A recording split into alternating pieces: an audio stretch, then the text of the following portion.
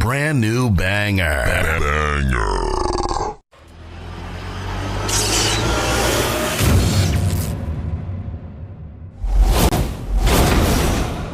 What is your hatred for John Cena? Yo, when Hulk Hogan takes a rock bottom better than you, there's a problem. There's a problem. My man. All right, so give me the camera. One rock bottom. Yo, no, it's more than that. Show, give me the camera. I got the fucking camera. Kenny, I'm gonna have to do it for you. I'm gonna give you the whole spiel. He came out as a prototype. Whatever. You know, he slaps Kurt Angle. Ruthless aggression. I'm not into that. Whatever. He comes out as a rapper. I'm like, okay, all right, I can dig it. You know, he's from Boston, so that's a strike. You know, us New Yorkers, we don't fuck with Boston too much, but you know what? I'll look over that. He's doing his thing. Something original. Some I could, you know, there's something different. It's entertaining. Comes around, and my man has a choice between The Big Show, Kane, or Shawn Michaels. And he gives the most pussiest promo I've ever heard in my life. I will never forgive this. And he's on some, well, you know, I don't want to fight The Big Show because, you know, he's a huge guy. And, you know, you got the Big Red Machine who wants to fight him. And Shawn Michaels is a legend. Fuck that, bro. You already beat all these motherfuckers already. Her return on SmackDown. Okay. So I definitely read some rumors about that. Because for whatever reason, and I don't know Cody's review, turn around and go back, and people are gonna be, you destroyed thrones, and you go back? We have been doing this shit for ages, and he still doesn't know how to take it right. Trust me. That's it. I got you. Oh, man, shit. He collapsed with the kick. That's what I'm saying. That's the one. He didn't collapse during the sun. It was the kick. It was the and he's not even in his fucking chair when he gets in this fucking thing. He's not even in his fucking chair. Yeah, but he there he goes. goes. Oh! There he goes. Both matches without the wrestlers were in the table.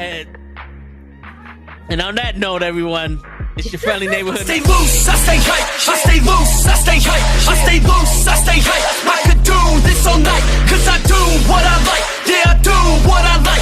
Yeah, I do what I like. Sipping goose, sip is right. And I go with the flow. Yeah, I go with the flow. Yeah, I go with the flow. Cause I know I'm the show. In the zone, here I go. In the zone, here I go. In the zone, here I go. Yeah, they know I'm a pro.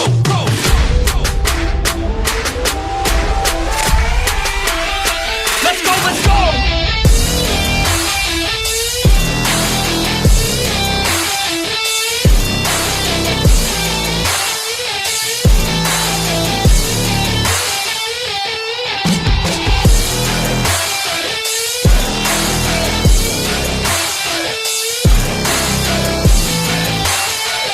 Yeah! Let's go! Here I go, I get lit, I get hyped for this shit. That's right.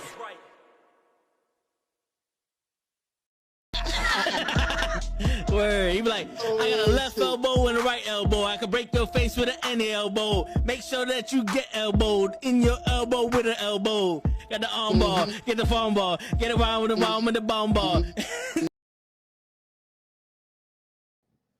Yo, what's going on, everybody? It's fucking Thursday night. You know what that means. It's Wrestling Knuckleheads. We in the building.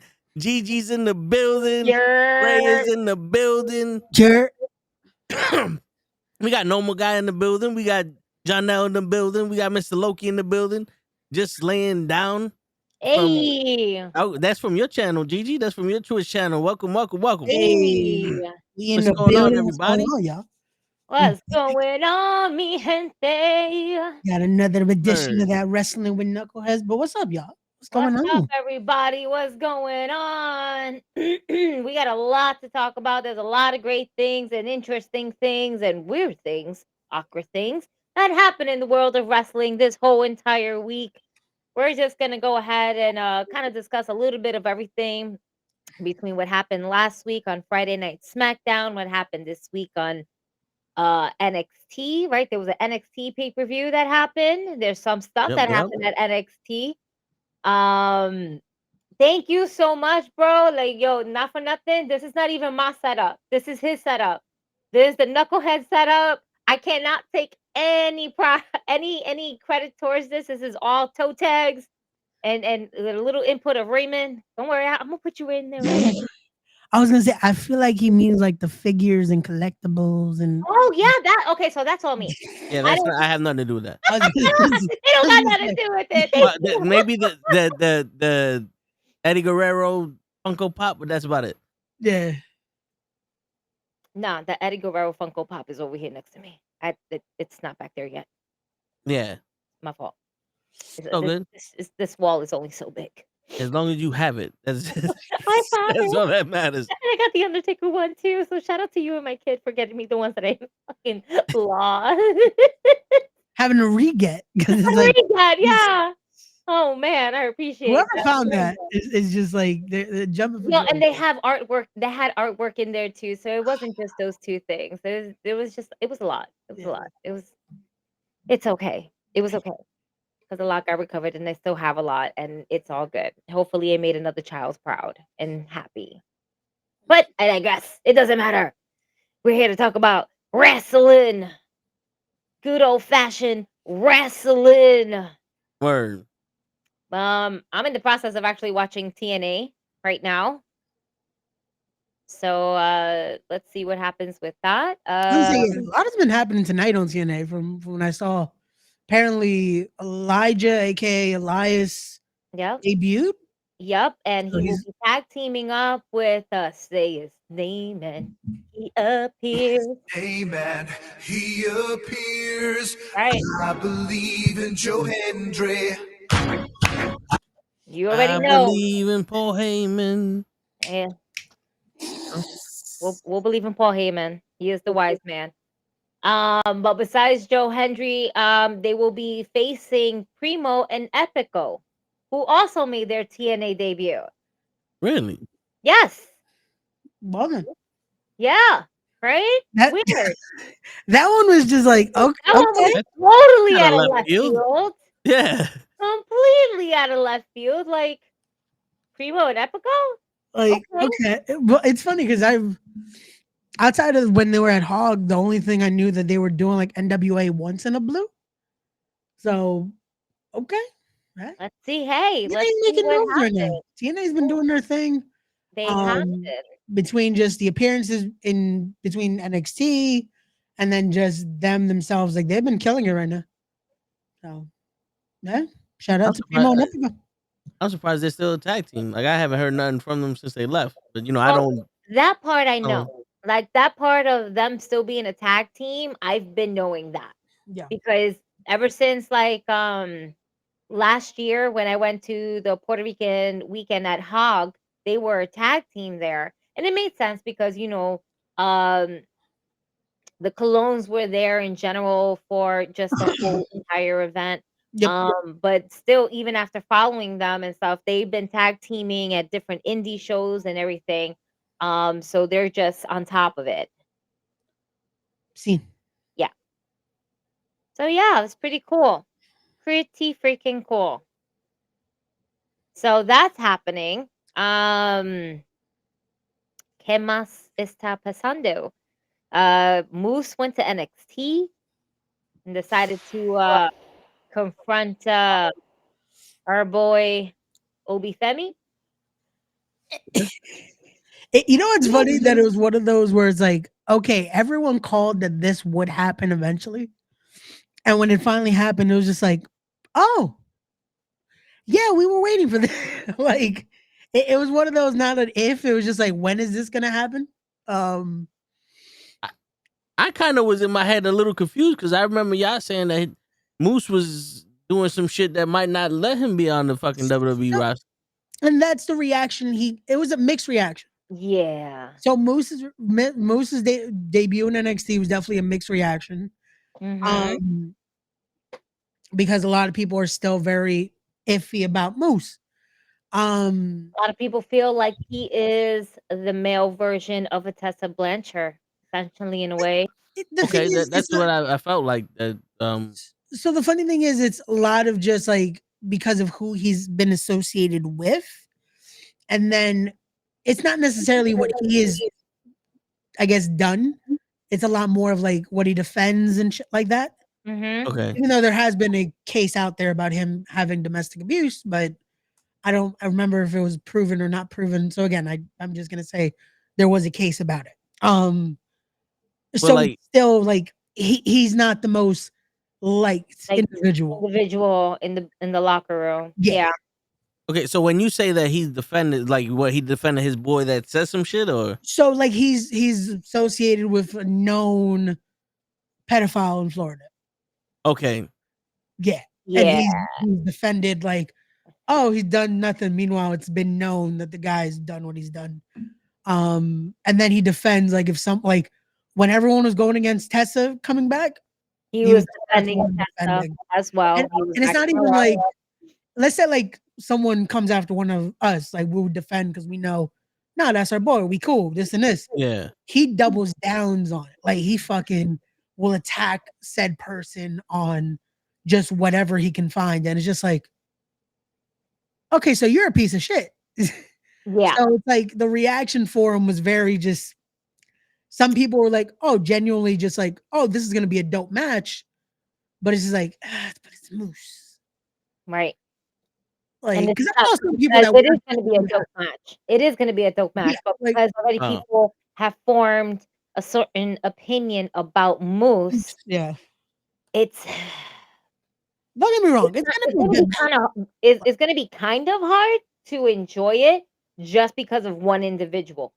And we know and it's like we know, like, we shouldn't be really enjoying, not to say we shouldn't be enjoying this, we should enjoy any and every type of wrestling, but because of certain individuals, it's like that one bad apple that kind of ruins it for the rest. You Yeah. know? That's what this is. It's kind of like you want to cheer for Hogan and Undertaker, but you know what they stand for outside of it, so it makes it harder because Yeah. yeah, I got you. Yeah. So it's like with him, Outside shit is fucking up your inside shit. basically, and Right. that's what it becomes a thing of. But yeah, the match itself should be fine. Like it's fucking Moose is still a decent performer. Yep. Him and Obafemi again, it was written there. Like we knew it was gonna happen. So that should be dope. But I'm more excited for the other match that's happening next week on NXT. Because it was confirmed for the first time in over 5 years. The Hardys will be competing under the WWE umbrella. We are getting Okay, so a little bit of inside baseball that I'm happy, but also, god damn it. This is why I didn't announce. No, because I didn't announce it for that reason, because I was like, I knew it was too good to be true. TNA offered because of them being in the UBS arena. They're doing media next week in New York. One of the people that they were offering were the Hardys. I was okayed. I got the approval. And then this happened and it got switched. And I was like, so I had a graphic, everything made. But I was like, I'm not going to say anything because I feel like it's not going to happen. And when I heard the Hardy promo, I was like, and this is why I got switched. You see, Ray, this is why you got to change your language, bro. Yo, for real.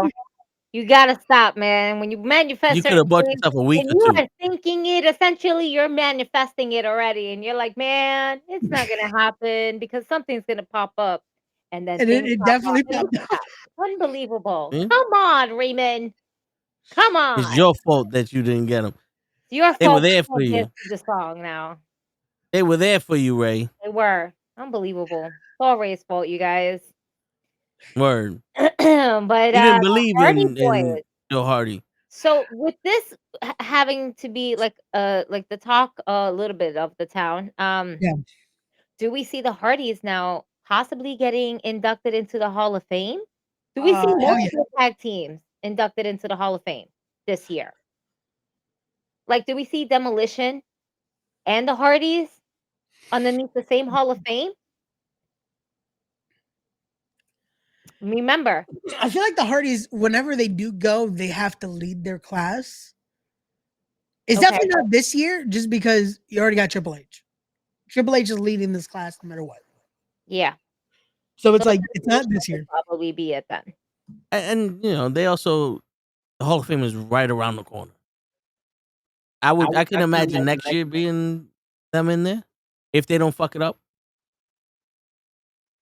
You know, because mean- Jeff has that.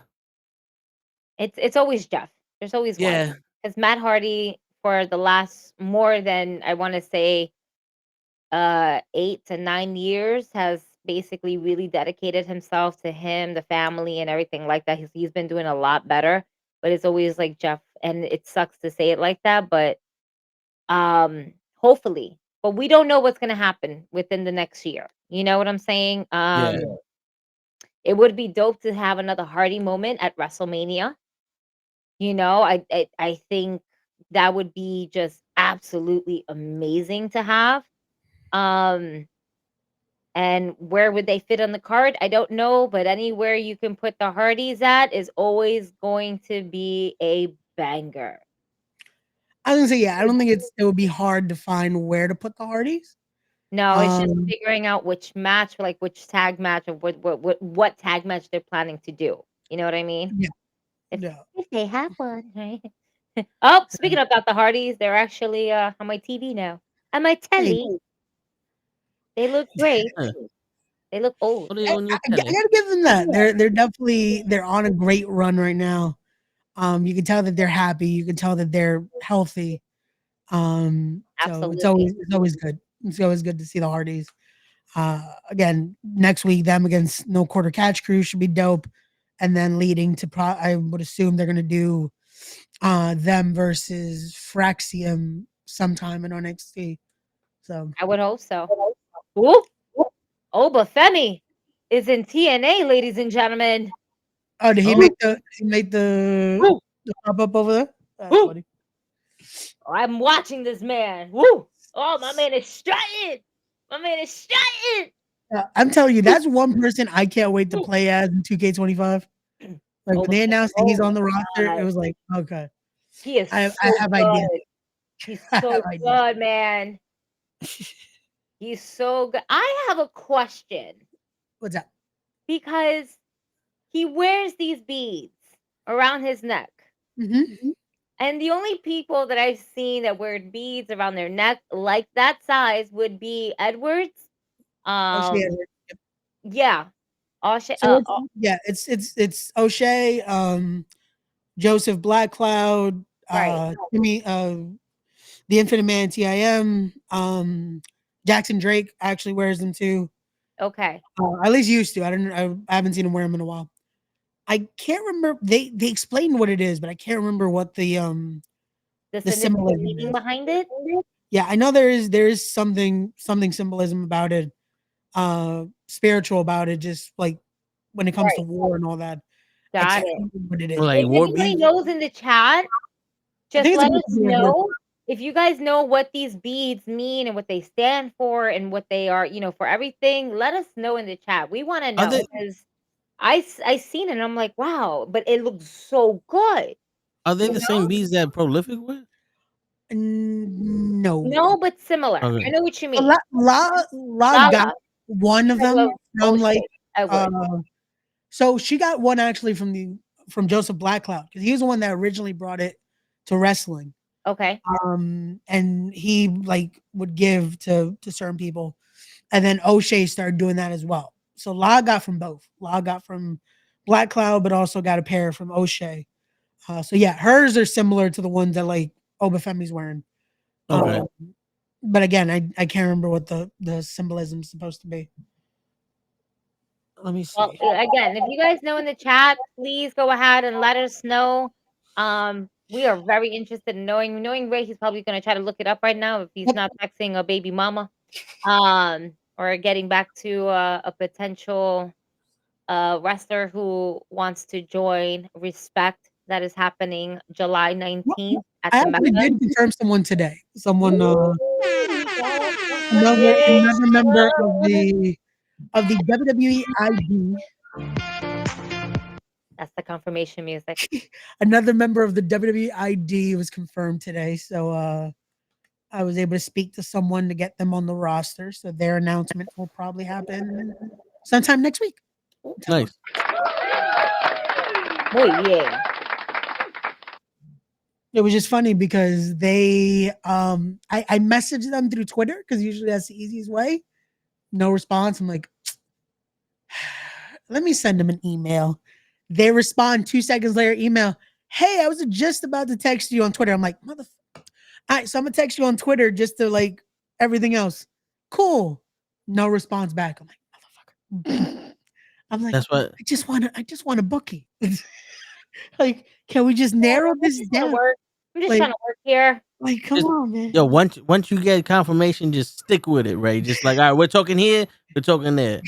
Even if it was they pulled out the cup with the wire on the shit and they're like, hello, Rocky loves Emily.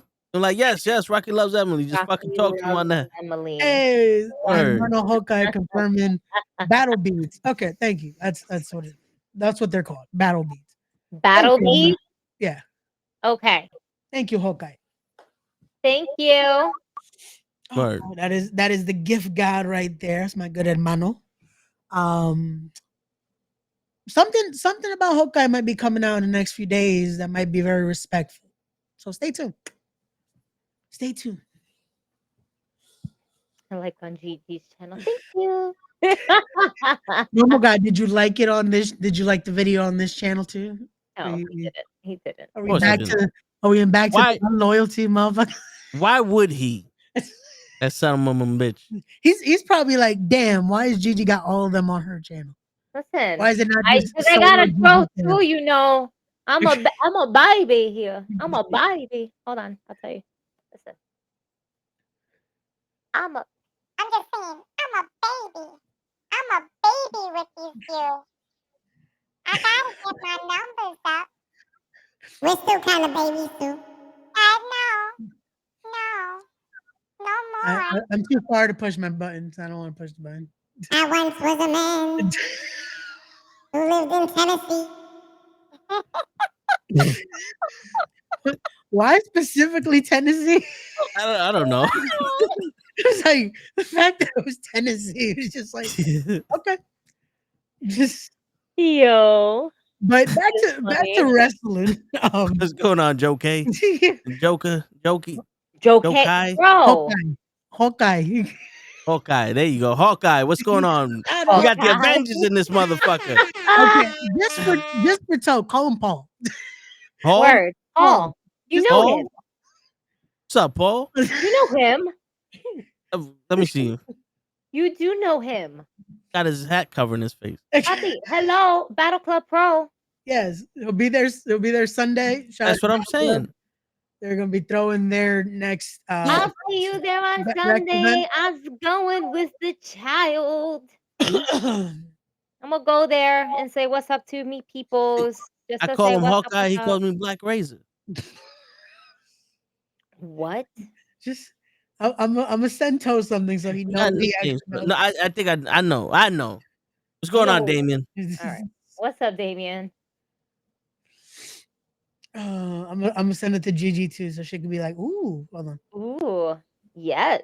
All right. Well, while we go ahead and try to figure this out, and Toe's messing around with the backgrounds because I swear to God, I'm trying my fucking hardest to get this shit to be fucking clean because I don't like the fact that it's pixelated. But I'm about to take out show and add you as an admin, so you can go ahead and just put some of these nice little things on my page. You know, it's terrible. I have a lot of time in my hands to do these things. I just don't know how to. And then I get sidetracked on side quest missions that really are meaningless. But they keep me entertained. And this is why I sometimes don't put out a lot of content. I just like to copy and paste a lot of stuff, which is some of the stuff that we're going to go ahead and talk about. Now, we spoke about Moose in NXT. Let's talk about something else that happened in NXT. We finally got the name of the star. Shut out his government. My Right? bad. I was trying to help Toe out because he was fucking up the government, please. That wasn't me. That wasn't me. Perdón. It's okay. See? Couldn't even. That's terrible. How he outed you, bro? How he outed you? Unbelievable. Word. It's okay. I didn't. Yeah, but Yo, before you interrupted Gigi, you know what sucks? I literally was like about to open up Ray's thing, and then like a message above it just came up, and then I touched it and opened it. I was like, that's not what I wanted. Nice. I just saw it. Muy bien. See. Fuego. Not del so. Don't get it twisted. Don't get it confused. Oh shit. You heard that, Toe? Fuego del Sol is gonna be a respect. back with Sting. With So Sting. I will say, not at this first one, Oh, is definitely someone I do want to bring in eventually. He's on the list. There's a lot of people that, again, this first roster could not fit. But it's not a never say never. Like there's a lot of people. Like there's a lot of people that are currently on TNA that it was like, maybe. But yeah, show 2, we will be messing around a little more just because of where we're going for show 2. I want it to be a little more crazy. So yeah. oh shit. What We're going happened? to the barrio. Breaking news. Before we get into NXT's new signing, the final boss returns tomorrow night on SmackDown. The Rock just literally posted something up on his IG. Bold and disruptive, unpredictable and dangerous. The final boss returns live on SmackDown tomorrow night at 8. Fuck around. I might just, live stream it here. Who knows? Wait, are we doing our show tomorrow? So the Toe in the Show with Ray and Gigi show is Saturday. Saturday, right? Yeah. But we could always because the show is off. Yeah, show's Yeah. gonna be And he here. wanted to be here. I remember some things. You remember? You I remember? remember. You remember. You remember? All right. You remember, man. But besides The Rock showing up to SmackDown tomorrow night, what I really wanted to touch base on is Ricky Starks is no longer Ricky Starks, as he is signed as Ricky Saints in NXT. They probably wanted to copyright his name, and he said no, but we can switch it up. And the initials are essentially the same, right? Ricky Starks, Ricky Saints. And if anybody has not seen the interview between him and Busted Open Radio, he explained that the reason why he chose Saints is because he wants to still represent New Orleans, and he went with the Saints after the football team, and it still works. In my opinion, it still works. I still like it. It's nothing of a massive bother. So I hope that I hope that it works out. Ricky Saints with W from New Orleans. Yep, absolutely. I thought it works. I thought it was the closest you're gonna get to it without it officially being Ricky Starks. Also, you know who he is. Like it's not this is Willie. You know what would have been funny? I was kind of hoping they had to give him like a ridiculous other name, just to because the fact that it's this close, it's Ricky Saints, and people were going like, oh, but why they had to switch his name? This guy got to keep his name. This guy got to keep his name. It's like, yeah. Usually, if they have to switch it, there's legal reasons behind it. Like this is the unfortunate thing about professional wrestling. Like there's legality between names, especially if you give up the rights to your name. Like that is the unfortunate scenario, that there's some people that when they sign somewhere, that's part of it, that they sign the right away to their name. Yeah. So Ricky, unfortunately, probably did that thinking, oh, this was the first major outside of the NWA. This was his first major opportunity somewhere. And thinking at the time that AEW was going to be the place to go, why wouldn't you? So Oh wait, you're saying that he signed away the rights to his name to AEW? I'm more than likely. I would assume that he did. Either that, no, it's either that or he is keeping his name Ricky Starks. So if let's just say, God forbid, he doesn't work for WWE anymore, right? Even though he just got signed, he can still possibly use the name Ricky Starks when he's back on the Indies. You know what I mean? Oh yeah, it makes I don't sense. see him going back on the Indies anytime soon. Yeah. But that was a good thing too to keep that just in case. Have Yeah, like exactly. It was a very smart move. I this just one saw around Adam Cara J, Cole. by the way, on TNA Wrestling. Oh, there you go. Yeah, so and then she just started having a conversation with Tessa at the top of their platform. Anyway, I guess that's the match happening. Like Adam Cole just was trademarking his name, so he can use it. So it's like, again, it helps to have property of your name, so you could use that likeness, or at least your likeness name, unless that's legit your name, because there are wrestlers that's the leeway of it because it's their real name. You can't do anything, right? But there are some that they trademark the worker name just to make sure they have ownership of it, and then they'll license it, but you can't own the name. So it all again, as you get older in the business, you start looking at these things just to make sure, again, you protect your brand. Like that's been the unfortunate scenario with the Lucha Bros. They had to switch their names so many times because of licensing issues between AAA and then with the Lucha Underground situation, and then with AEW, all that. Like, yeah. So with Penta now, you see him having to be Penta, and then Cero Miedo just be the thing, but then he still calls himself that, which I feel like you got to be careful because of, again, trademark issues.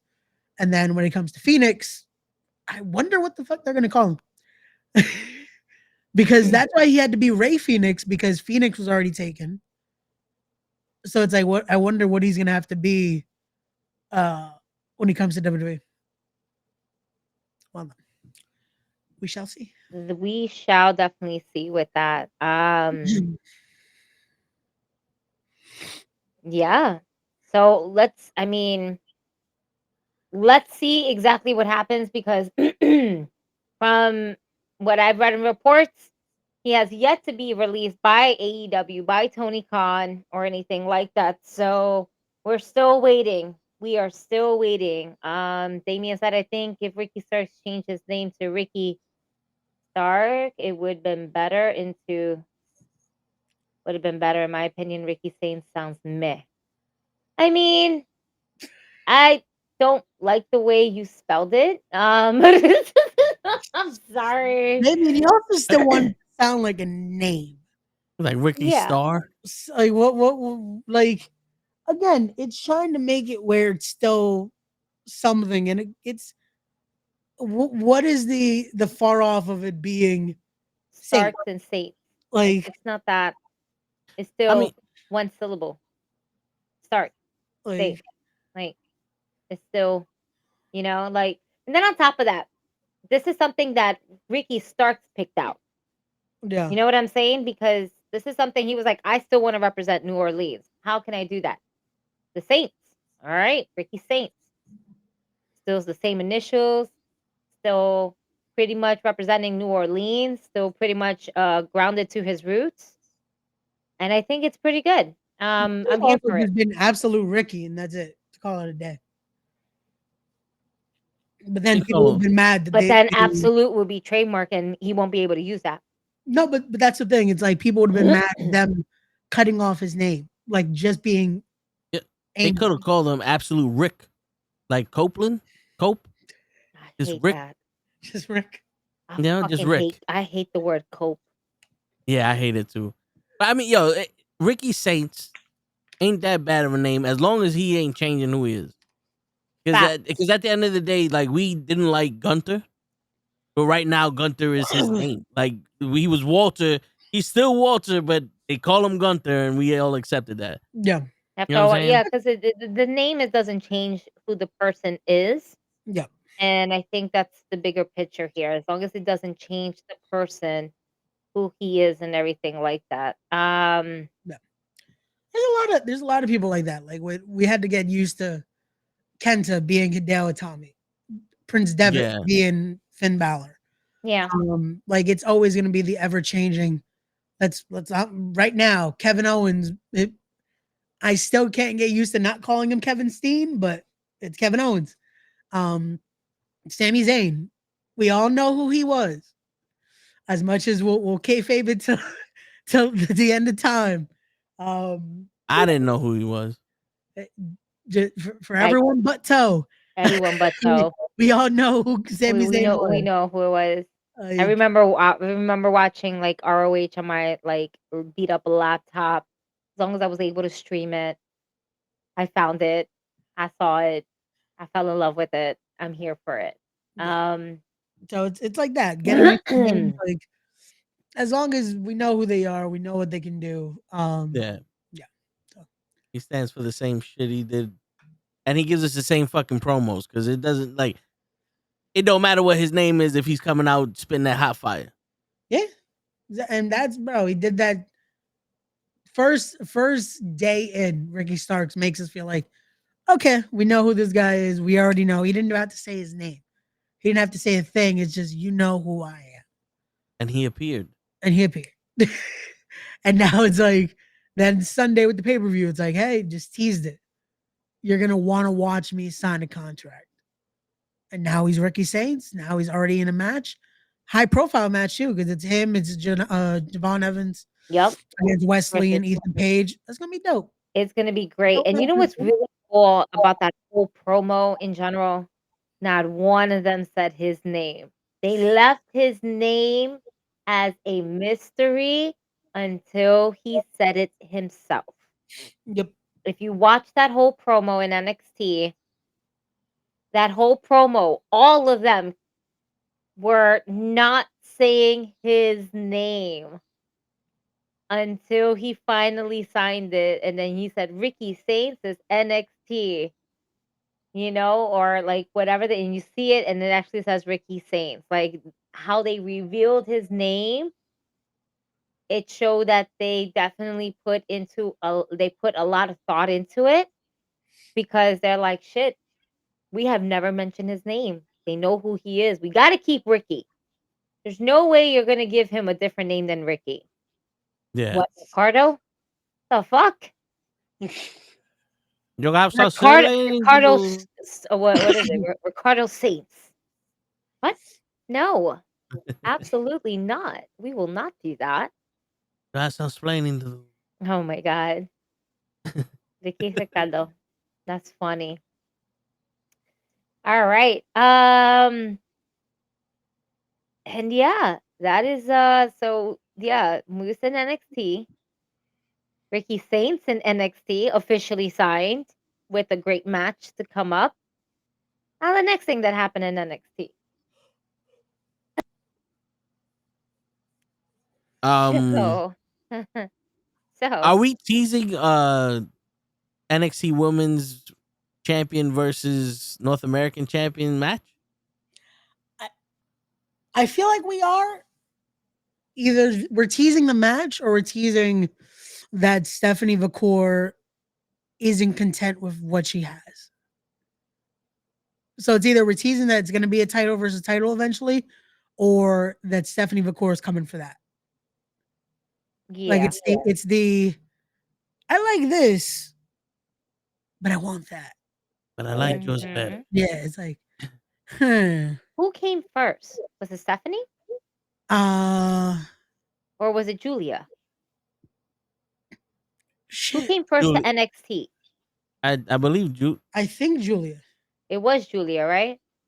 I think, but like a cup of coffee though. I feel like it was. Yeah, like it was they almost came like within instant. 2 weeks of each other. It was like, but it was like that for a minute. Like they were just bringing people in. Like it was like Julia showed up, Stephanie McCoy showed up, and then they started teasing Delta. So it was like they were quick with it. That's why I was like, yeah, they're gonna have to start moving people up. Like Roxanne Perez going up to the main roster. Already. It makes sense. Cora Jade, they're gonna have to send up soon. Like, especially now that they added they added Jordan Grace to the mix. Yeah, you got to start setting people up. And it's gonna be the same with the men's roster because once they start adding more people to that division, they're gonna have to start setting people up. It's not a bad thing though, because like they it's a stacked roster right now. But then that's the thing. It's a stacked roster in NXT, but it's also a stacked roster right now on the main roster. And Yeah. we're barely putting out matches out there. We're barely switching out the storylines, you know? And Stephanie Valcour definitely is looking and eyeing at Julia's title. Like she stood there like, all right, cool. And then she's like looking at the title like, this is nice. Like you said, Ray, this is nice, but I want that. That's what it feels like. It felt like, I like that one. Like, I got this, but I like that one. The colognes on TNA right now, ladies and gentlemen. Primo and Epico. When would you ever hear that shit? Primo and Epico on fucking On TNA. Yeah. That is true. That is very true. Sister foot in to try to get back into WWE and be with Carlito. Would you make Julia versus Stephanie a WrestleMania NXT showcase match? You can. Because they're probably gonna end up doing an NXT pay-per-view that weekend, which I think they confirmed it's that Saturday. Yeah. I think you gotta have that match show. Wait a minute. So NXT's WrestleMania pay-per-view or Is on premium the live Saturday. event is going to be The the Saturday. Saturday before Mania. Yeah, that afternoon. Yeah, that day's a long day. Like we're sitting down for. So it's if I remember Is it correctly, going to be in the same spot? Like it should be. no, it's like maybe it's usually like in the same vicinity, but it's like an hour away. More than likely. No, that's not helpful because then people are going to want to leave NXT early to go. Well, no, because it's like, what are they going to do it at 9 o'clock in the fucking morning? No, I believe it's at 1. Yeah. I think it's like they're 2 or 3 hours in between shows. Yeah, you're good. You're still like okay, but it's just they've done that for the last few years. It's always like an afternoon show. That's just a long day. It definitely is. It definitely is. Like, are they paying me? Wait, they Gigi, are need you to going pay to Vegas? us. Are we going to Vegas? Is They need to pay us. You know what? Yeah, sure. Let's go to Vegas. Let's go to WrestleMania weekend. Yeah. Rob a couple people for their tickets and their drinks. We'll roofie their drinks. And it's okay. Allegedly to anyone watching. Allegedly. Yeah, no. We're just fucking around. Put them on the roof. We're just fucking around. So this is the thing. SmackDown is on Friday at 8. Yeah. Stand and Deliver is on Saturday at 2 p.m. Okay. Don't forget the Hall of Fame is after SmackDown. Yeah, the Hall of Fame is that Friday night at like 10. So Friday night you have SmackDown and then the Hall of Fame. Yeah. Then Saturday you have NXT at what time? 2 o'clock. 2 o'clock. And that's about a 3-hour show. Or 2.5, maybe. Yeah. It's a premium live event. So I'm saying 2 hours. I'm always saying 2.5. Yeah. Yeah. And then WrestleMania starts at 7. Okay, wait a second. They're 2, in 3, 4, 5. Okay, so 2, 3, 4, 5. Let's just say it's a 3-hour show, right? No, it'll be a 2-hour show. It's not going to be a 3-hour show. NXT is never 3 hours. It's always 2. So wait a second. Remember how Gigi just said it's going to start at probably like 10 for us? It's probably going to start around 10 for us. Because of the time difference. Right now in Vegas, it's 6:47. Oh yeah. So we're we're waking up to NXT. Oh wow. No. No, it's actually wait because No. it changed. It's 3 It's 3 Eastern. Look, I'm gonna show you. This is on the WWE website. It's 3 p.m. EST. No way. Yeah, 3 p.m. and then 12 Pacific. Holy shit, they're cutting it close. There's no way. So Vegas is gonna wake See? up to I'm not bugging. Yeah, but Vegas there's is no gonna wake up to way. NXT. Shit. No way it's gonna be. So okay, so if it does that, then it's And then they said, 3 to well, 5? wait, go back up to WrestleMania. WrestleMania, it says WrestleMania weekend, but yo, give me WrestleMania time frame because that shit normally starts at 7. Oh, you don't want to give me WrestleMania So, time? They don't right want to here, tell you the time? I don't see the Wrestle, time. right here, I'm 7 to sorry. 6. I can't, bro, I'm sorry. I have my screen mad little. No, yeah, I don't see that at all. Oh, okay. No, I see it now. I don't know why yeah, I yeah. was trying to scroll down on my mouse and you were scrolling down with me, and then I realized I have zero control of this. Okay, I so yeah, so that means you have give or take 2 hours in between. Oh Yeah. my god. Jesus. And then the traffic? Jesus. No way. And they don't even have a time for the Hall of Fame. The Hall of Fame is right after Yeah, SmackDown, yeah, so it doesn't matter. It's not to say it doesn't matter, but it's Royal SmackDown is starting at 8. Yeah, SmackDown starts at 8. Yeah. It's probably only gonna be 2 hours. Yeah. Okay. And then right after that, at 10, it's going to be from 10 to 12, presumably. That's when I'm underneath the impression, is when they're doing the Hall of Fame. And then the next day, people are either going to go to NXT or a different indie promotion wrestling show that is happening earlier that day before everybody goes to WrestleMania. So we're going to be there. It's okay. Don't worry about it. We're going to find somebody. We're going to find somebody with last minute tickets. They're probably selling it at the front of the arena, and then we're just going to believe them, and we're just going to give them our money. We're not going to give them our money.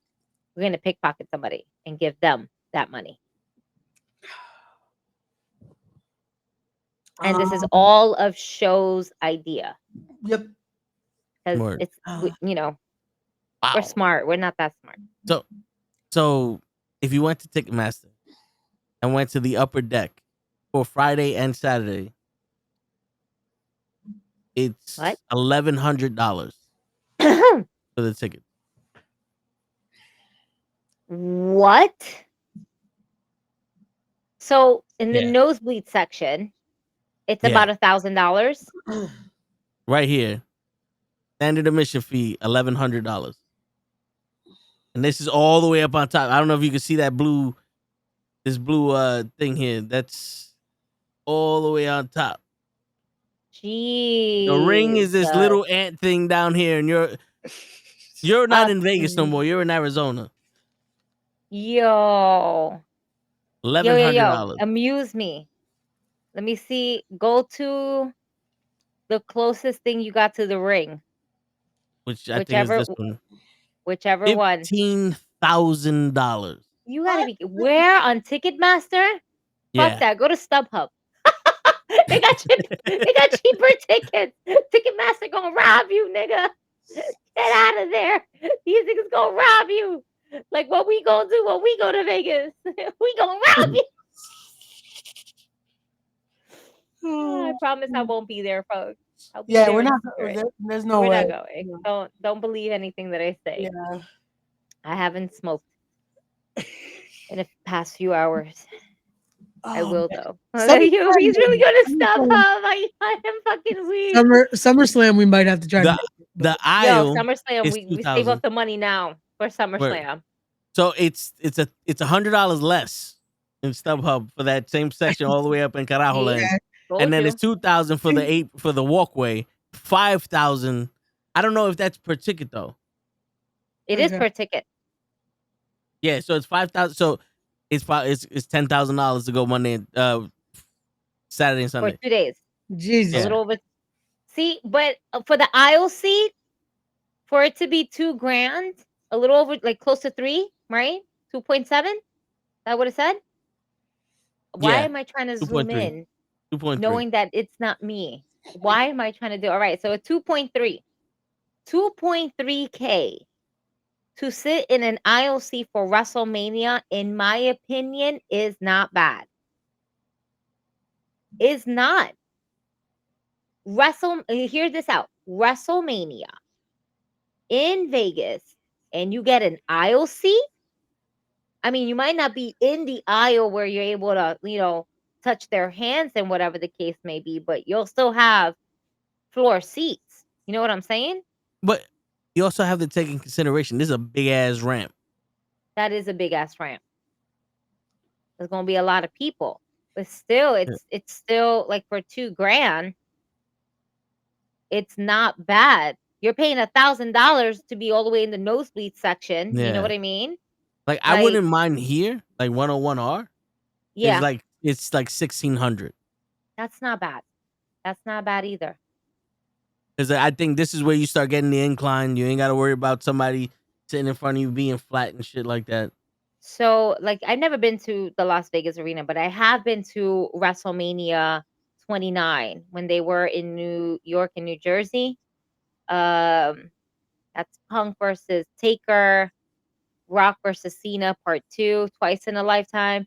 And we were sitting in, like, obviously it's not the same thing, but in relative to what we're looking at, me and my friends were sitting in 13, in section 13 that you have over here. Like right next on the floor, in the middle. To the left, Okay. right here. Yup. Because my friend at that time, Purple's Best Wishes guy, he was actually an intern for the WWE at that time. And we all end up getting our WrestleMania tickets for like half that price. Yeah. So that was my first and only WrestleMania that I have been to. And it was great. I had such a wonderful time, minus the Diddy performance.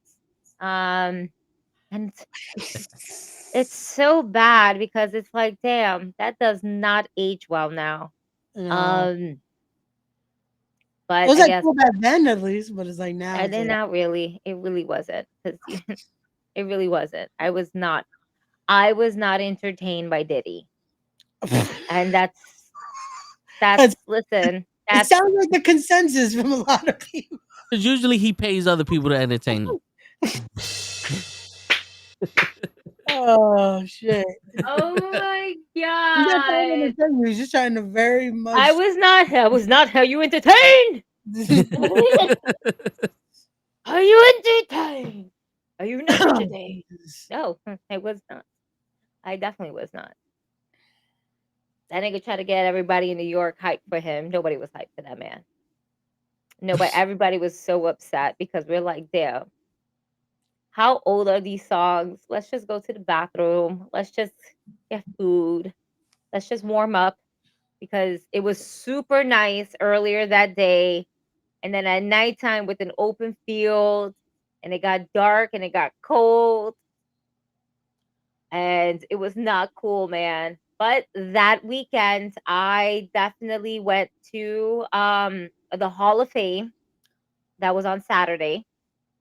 I went to WrestleMania on Sunday, and then I went to Monday Night Raw the next day, which was when Ziggler cashed in on Alberto Del Rio. I'm mad. I was supposed to go to that Raw. Oh man. I was Where my seats were at, like I was sitting like a little bit behind the Titantron. Oh, okay. So we kind of, the angle that we were at, we can see who was the next person coming on out. So we was just like always looking to see who was the next wrestler to come out. And I saw like these pink shorts, and I'm like, yo, isn't that Ziggler? My cousin's like, holy shit, Ziggler's gonna cash in. I was like, Ziggler was gonna cash in. No. When? And then next thing you know, we see a bit of the Rio where I was like, oh my God, I think this is where he cashes in. I think this is where he cashes in. And his music, the match ended. Alberto Del Rio was already injured. And then Ziggler comes in. And I was like, oh, this is it. Holy shit, this is it. What was I sending? What was going on? What is happening? I just got like a whole bunch of notifications out of nowhere.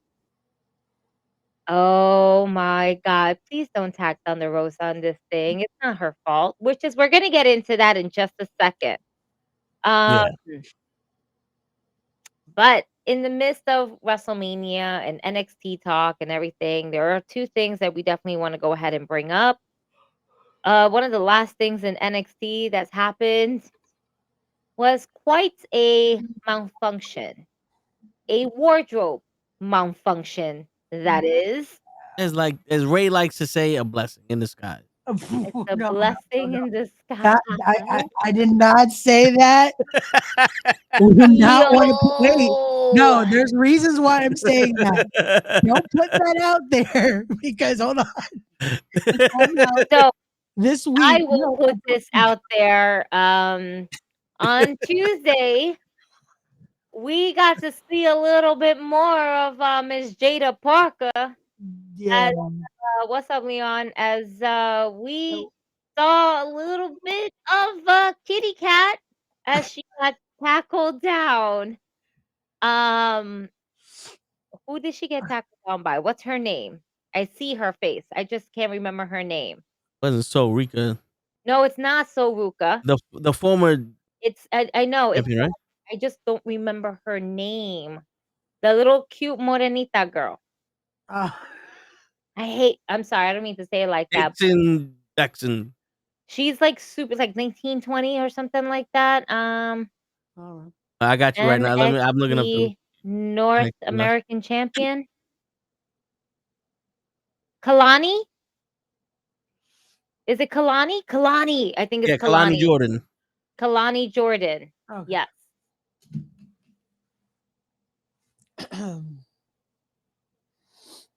So Kalani Jordan basically went ahead and tackled Miss Jada Parker Smith. Jada Parker Smith, I love it. Miss Parker, and went ahead, and when she tackled her, the half legging that Miss Parker had, it shifted over to the side, and the camera was able to catch a nice little shadowing in between Miss Parker's legs, and it definitely looked like a little kitty cat. I guess shout out to the cameraman, right? I guess yeah. He's doing his job. You know, he was just doing his job. But he definitely caught a little bit more than what we all expected, because we definitely saw a wardrobe malfunction with Miss Parker as her kitty cat was all over the internet.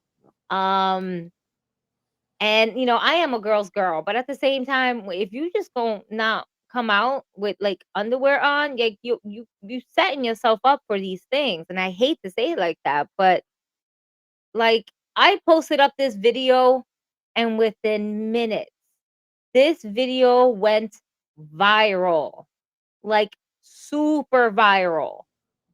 Today's the 20th. I posted this up 2 days ago. The watch time on this already is 9 days. Jesus. You know, 9 days. I put this out 2 days ago. Tuesday, the 18th. Today is the 20th. This has 9 days. Watch time, 9 days, 2 hours, 55 minutes. God. That's where we're at. You know, people are investigating. I was gonna say, are they really trying to examine it? Like, listen, they are, because the average watch time on this is 32 seconds, and they're watching the whole thing.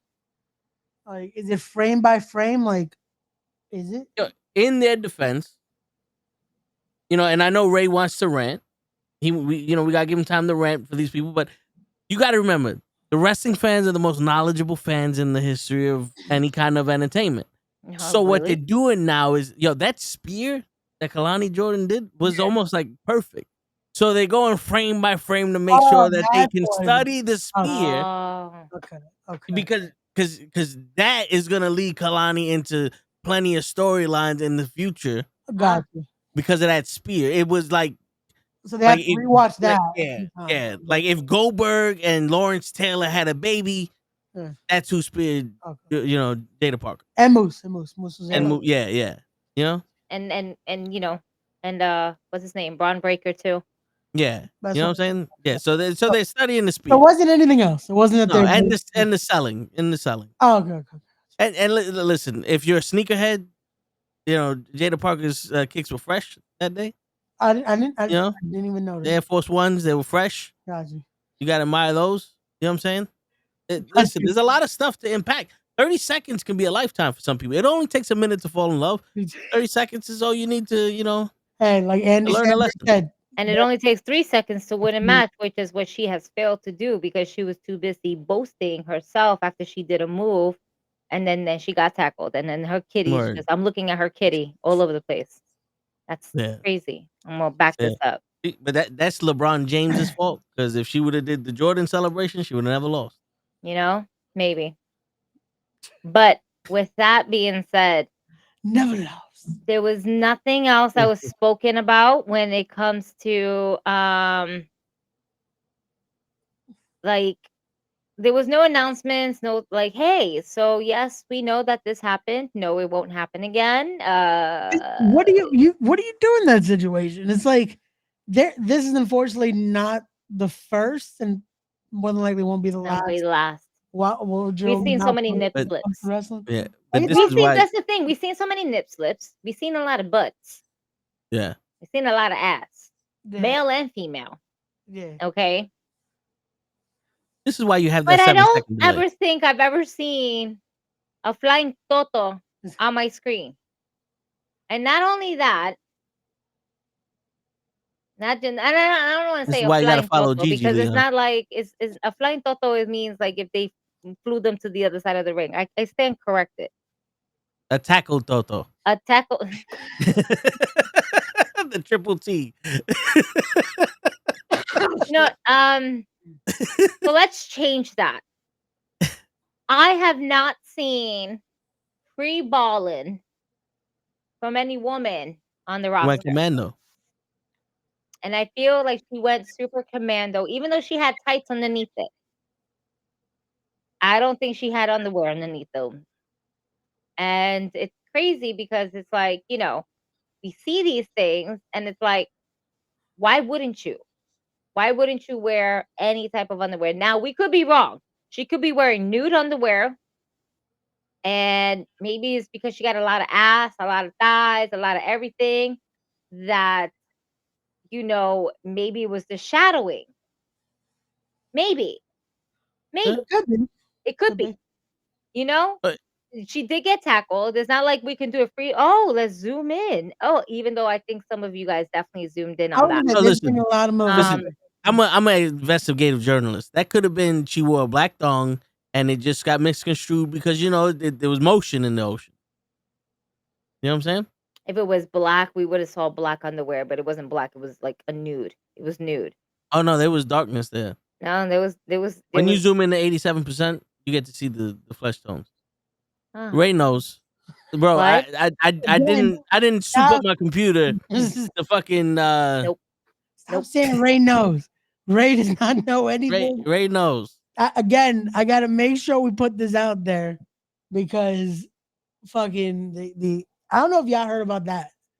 This week, a promoter decided to go on a podcast and was very like we joke around on here. Yeah. He was very adamant about his opinions on women's wrestling to the point that it was just like, what are you booking women for on your show? Because it doesn't feel like you want them to wrestle. Really? Yeah. All right. So a whole show got canceled because of it. Because he had Megan Bain. He had a few female competitors booked. Okay. But so like, disclaimer. His show very like Yeah. sexually, and it's just like so disclaimer. We joke about every sex on this channel, and it's a joke, and we appreciate women's wrestling. Yes. We don't want them to be our personal peep shows. I mean, even though we're men, but like we're not doing that for them. Like we actually like the way they wrestle. I think Jada Parker is a fucking phenomenal wrestler. Yeah. I'm just joking because Ray's face turns red, and then Gigi's like, "Shit, I can't talk shit about your hair because now your face is red," and it's like now you got to change the color of your face, Ray. Change the color of your Ray face. Ray turns into all red everything when I start talking about shit like this. Hey, I just gotta put that out there because I'm like, God damn, we got a show coming up. Nah, Let's but I not mean, get, let's not get respect, don't kids. support these things. We just Let's get um as dumb as we're, this may we're just sound, I we're hope just our viewers are your smart enough to realize. mediocre little journalists, and I can't even say journalists because we just find shit through other dirt sheets anyway. Yeah, investigative journalism. We're just simple people uh out here just talking about stuff that we love, which is wrestling and also wardrobe malfunction. And oh, Yeah. by the way, for those who fucking say, "Oh, we should bring back bra and panty matches," go fuck yourself. Because we came a long way from bra and panty matches, Yeah. and nobody should, no woman, unless it's somebody like Chelsea Green. And hear me out when I say Chelsea Green, and it's only because she wants to do things like this. Like Oh, she yeah. wants the cat fights and everything like that because she loves that. If you're into it as a female competitor, cool.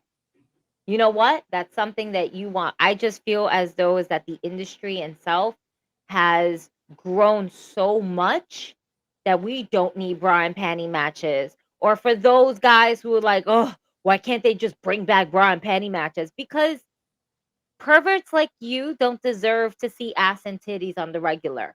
So you can go Yeah. ahead and flap yourself. Like, We- no, don't yeah, be we- fucking disgusting. Don't be anything like that. It's not worth it. We don't Like- need tuxedo matches, mud wrestling, fucking the hog pen match. None of that shit is gonna make people slip and fall over the fucking place, and we're not watching wrestling no more. You know, In because there's fact, some the freaky last I people think out. the last mud match or anything that I can recall is when Vicky Guerrero was in one. And she Yeah, wanted to be in one. yeah, with like Tori Wilson or something like that. No, I think it was with Stephanie. I think Stephanie Yeah. McMahon, she lost that match, but the way she handles herself and she just like basically put everybody through the mud and whatever, and then she walked out all muddy and everything like that. It was just doing her Eddie Guerrero thing. And I was like, you know what? Vicky is going out the way Vicky wants to go out. Yo, you're right. It was Stephanie. It was Stephanie. Mhm. Yeah. See, I know a little bit of history. Yeah, Raymond. but Maybe stop. I was that mud looked more like a pudding match. Yeah, for sure. Yeah, we don't need to degrade or embarrass women. No, not whatsoever. And again, if female competitors want to go through it just for entertainment purpose, like a Chelsea Green. Damn, You why know you what put I'm all saying? caps? Yeah. You put all caps there, Leon. Like shit. Don't yell Damn, at they us. used to do it. Like that's how I read it. Yeah, exactly. I felt Don't like yell at like- us. Don't yell at us, Leon. like, It's all my right, we get it. it's me and Toes no, our birthday month is next month, but it's our Yeah. birthday season. The Pisces seasons are here. Word. All right. So if, as I said on my post, welcome to Pisces season, where you'll be emotionally and physically drained for no fucking reason. You're gonna have dreams that are gonna be so wild. You're gonna wake up and be like, "What the fuck was that? What was Word. that?" All right. Don't worry about it. Just love it. Enjoy it. Most of our sentences are gonna end with bitch. Listen. I know I added something else to it, but I can't remember off the top of my head, and that's okay because in dreamy Pisces, we don't remember a lot of things. We're just in our dreams. Word. You know? Oh, wait, here it is. Oh, yeah, and seeing things through the rosy eye colored glasses. You know, so if you think, oh my God, this is what it looks like, it's amazing. Take the glasses off. It's not what you think. Word. Ever seen Shallow Hal? It's not a what you topless think. fat dude with butter all over his tits. Well then, So if you guys are obsessively crying, it's okay. You're just in Pisces season. We live Word. here all the time. It's okay. Word. We're extremely happy though. We hope that you are, and you'll get there soon. I was gonna say, and they call us cancers emotional. Got some emotional motherfuckers. Well, we're you the know best what? kind. You are also a water sign, so you're not that far off from us per se. You really are not. You're just a different water sign. That's all. Yeah. You know, you And live people more like you on the guys. I don't surface know type why of they don't. way. They don't like us for some reason. Because we just keep swimming. Us Pisces just keeps on swimming. I keep swimming. They want us to drown. That's what they just want. We don't want you to drown. Yeah, Just drown away in emotional. your fucking emotions. It's okay. Fucked up. It's fucked up. Listen, at least you're not drowning in real life, and that's the good part. Word. Don't worry about it. Oh shit. Hold on. It's okay. It's okay, dude. It's all right. Yeah. But before we, since we're still talking about emotions, Yeah. I know for a fact there are a couple people that want to see Ray get into his anger emotion. Because yesterday he was saying that he got a rant for us. Yes. And it has to do with all of the fucking fans that have a problem with everything. You know what? It's crazy that you say that, Toe, because essentially that is the next thing that I have here on the agenda. Ray, you're absolutely, Toe is absolutely right here. You are very much in an emotion state where, you're going through some things right now, Ray. You're Yeah, going Ray. through some things. Don't hold it in. You hold it in. So Ray has a PSA announcement for certain individuals out there as wrestling fans, and it has to deal with small things, because sometimes with Ray it's the little things that count. Yeah. So Ray, go ahead, sir. Okay. So over the weekend, AEW decided to take a trip to the land down under of Australia, presenting a version of Grand Slam over there. Went down, hosted a nice event. We got to see Konosuke Takeshita, Kyle Fletcher, Will Ospreay, Kenny Omega, Mercedes Moné.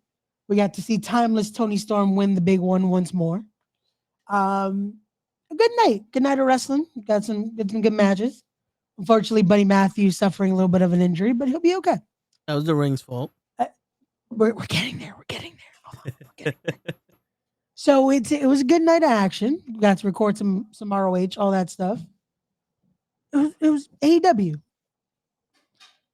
And the only thing people continued to talk about was the size of the ring. About the motion of the ocean.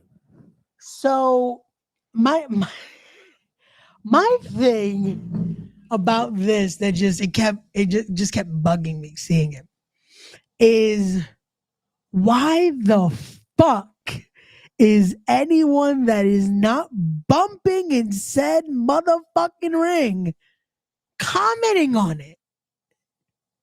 Like, what the fuck difference does it make to you? You're not getting in the fucking ring.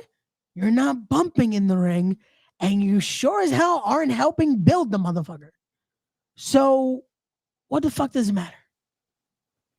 It is what? Maybe, okay, you're used to seeing a 20 by 20.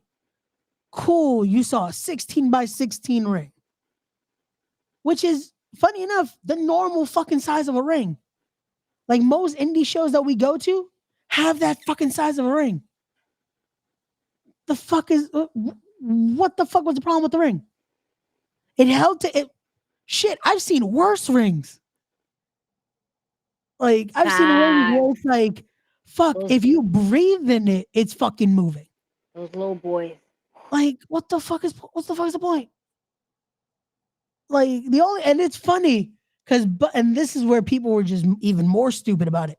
Buddy Matthews makes a fucking tweet making fun of this bullshit, saying, oh, so if it was because of this horrible ring, that's why I fucked up my ankle. and lost. Like, just to fucking play at these idiots. And it was just shit like that I'm like, yo, y'all try to find something always to bullshit about wrestling. And it's like, it's why I can't even use the word that's wrestling fans. Because it's like, do you, the motherfuckers that just want to find something to complain, do you actually enjoy this? Because to be called a fan, you have to be a part of the fandom. And I feel like you could care less about wrestling. So it's like, what the fuck? Like, did y'all care about the size of the ring realistically this weekend? It didn't look bad to me. Right? Like, it's a fucking ring. In all honesty, no. It did nothing. It like, not to say it did nothing, but it's like, I didn't notice it until other people were pointing it out. I was like, oh yeah, it does look a little smaller. But a wrestling ring is a wrestling one.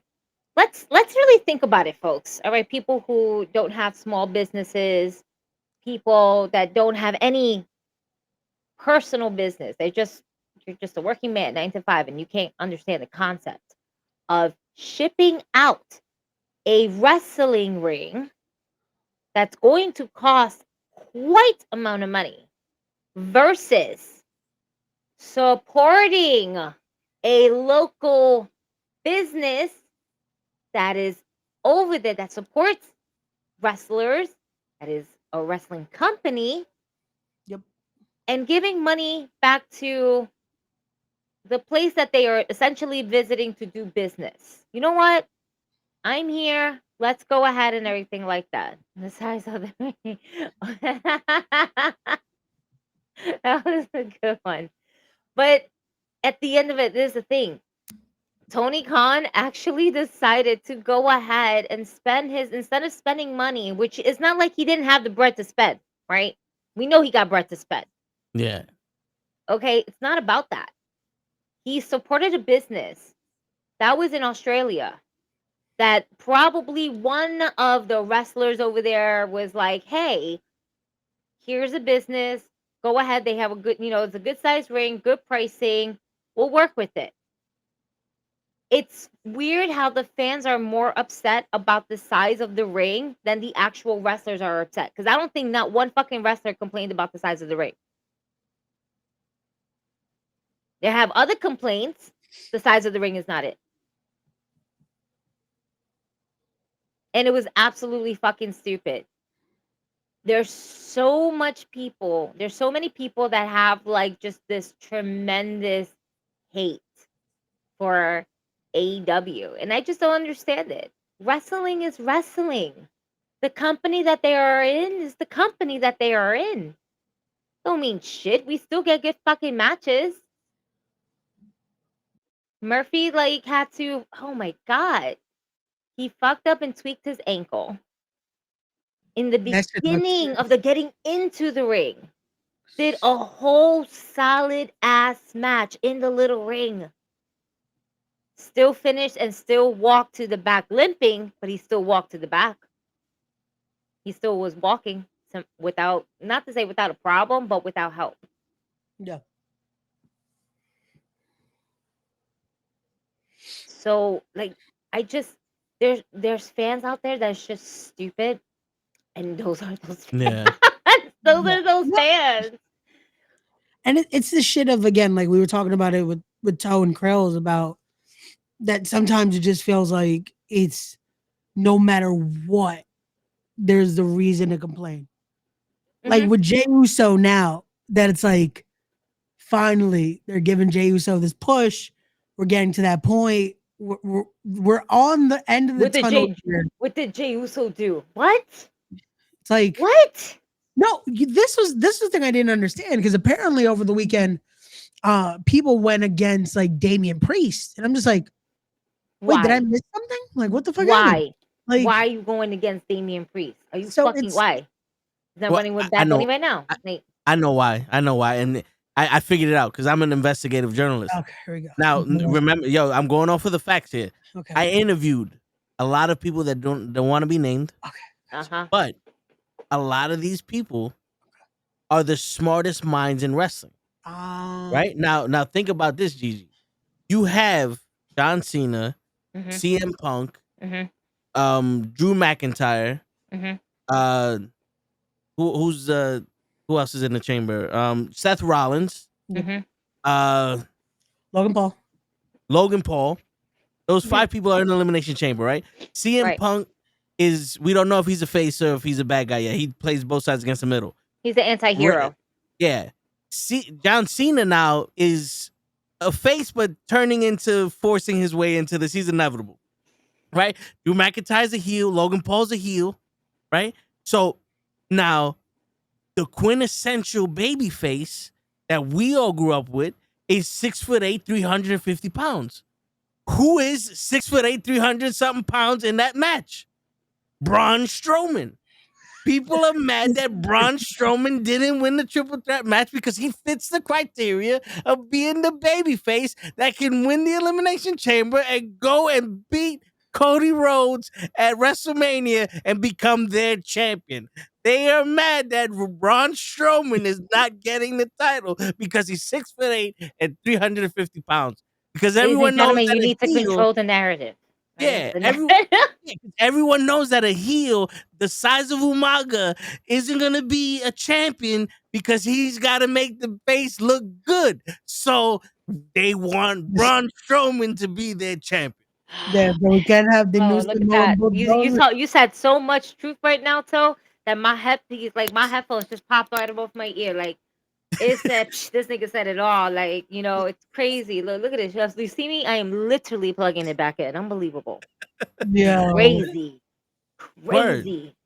I forgot. Toe explained this to me. I forgot he explained. Yeah, sometimes you just need that reminder, Ray. Yeah, That's yeah, it. it's all You good. just stop talking. You gotta It's all remember good. these things. It's all Word. You Braun. gotta remember these things. It might not have been because might be going for Jacob. I don't know. Well, they know, Ah, like they want to, but they know that he can't win Oh, because if he wins, he's never gonna win a title. And it's like why then would you want him to win if he's not gonna win the title? You know what I'm saying? okay. So that's where they're going. yeah, That's that's what where they're did going. it. Yeah, That's where they're going. Right. that's where it's at. Yep. Also in Pisces seasons, ladies and gentlemen, if you ever feel the way that Toe just explained, this is our season. We apologize. This is how y'all think, and this is why you guys are so, confused and crying in the corner. And it's okay because we've been seeing this from the jump. Right, Toe? We got this. Yeah, Like we understand it. Y'all yeah. just catching up, Dumb and it's Word. okay. We're just catching up, but.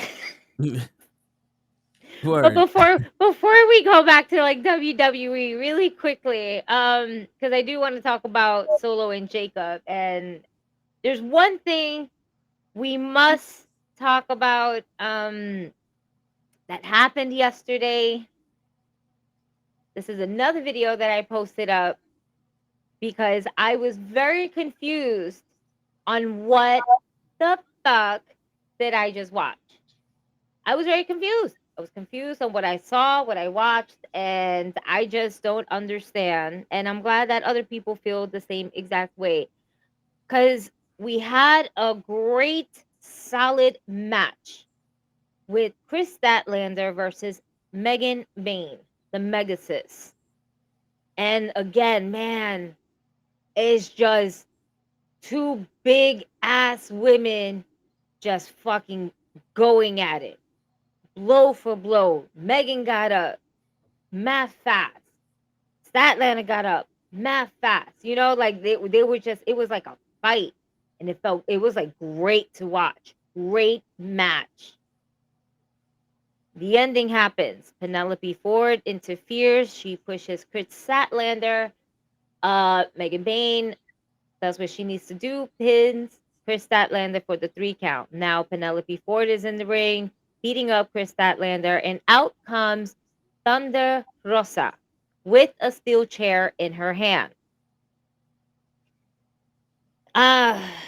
This was hard to watch because then Thunder Rosa enters the ring and she's threatening to swing. Penelope Ford gets in front of Megan Bain and is like trying to stop it. Thunder Rosa she's like, I'm gonna swing, and then she kind of swings, and then she pulls back.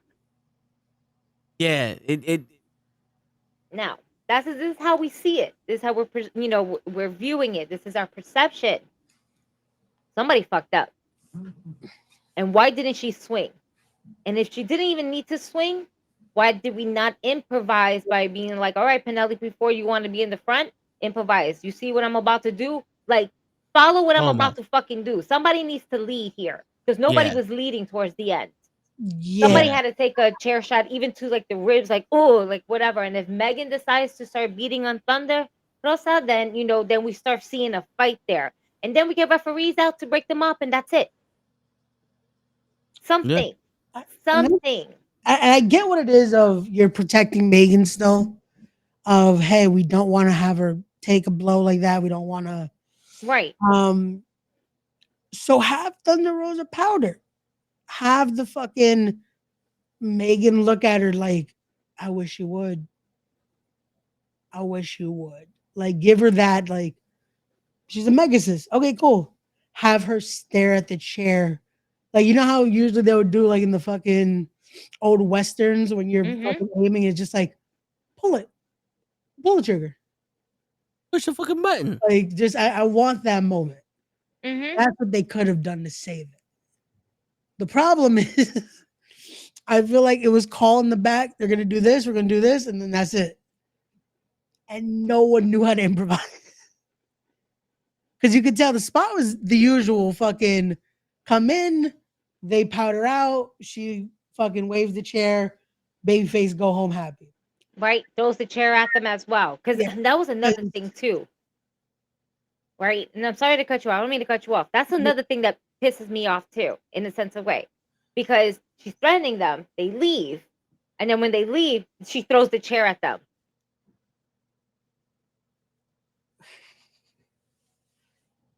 You throw the chair at them when you could have just swung it at them while they were in your face. I'm just saying, nobody improvised. Yeah. Some shit happened. You may continue. So the funny thing to me about that part is you lost your equalizer. Mm-hmm. Psychology to me makes me now want to go back. You don't have a chair in your hands anymore. Now we can fuck you up. Because now we can go grab the chair and it's 2-on-1. Like, but it's little things like that, which again, in the spur of the moment, you kind of have to just what feels right. But yeah, that just it makes it look awkward in that situation. I'm assuming that's what the spot was, that it's supposed to be make Megan look like she doesn't care about the chair. Mm-hmm. But it just looks awkward because it looks like Thunder's still trying to swing it. Yeah. So it's like it needs to be a little more aggressive. It needs to be that fucking.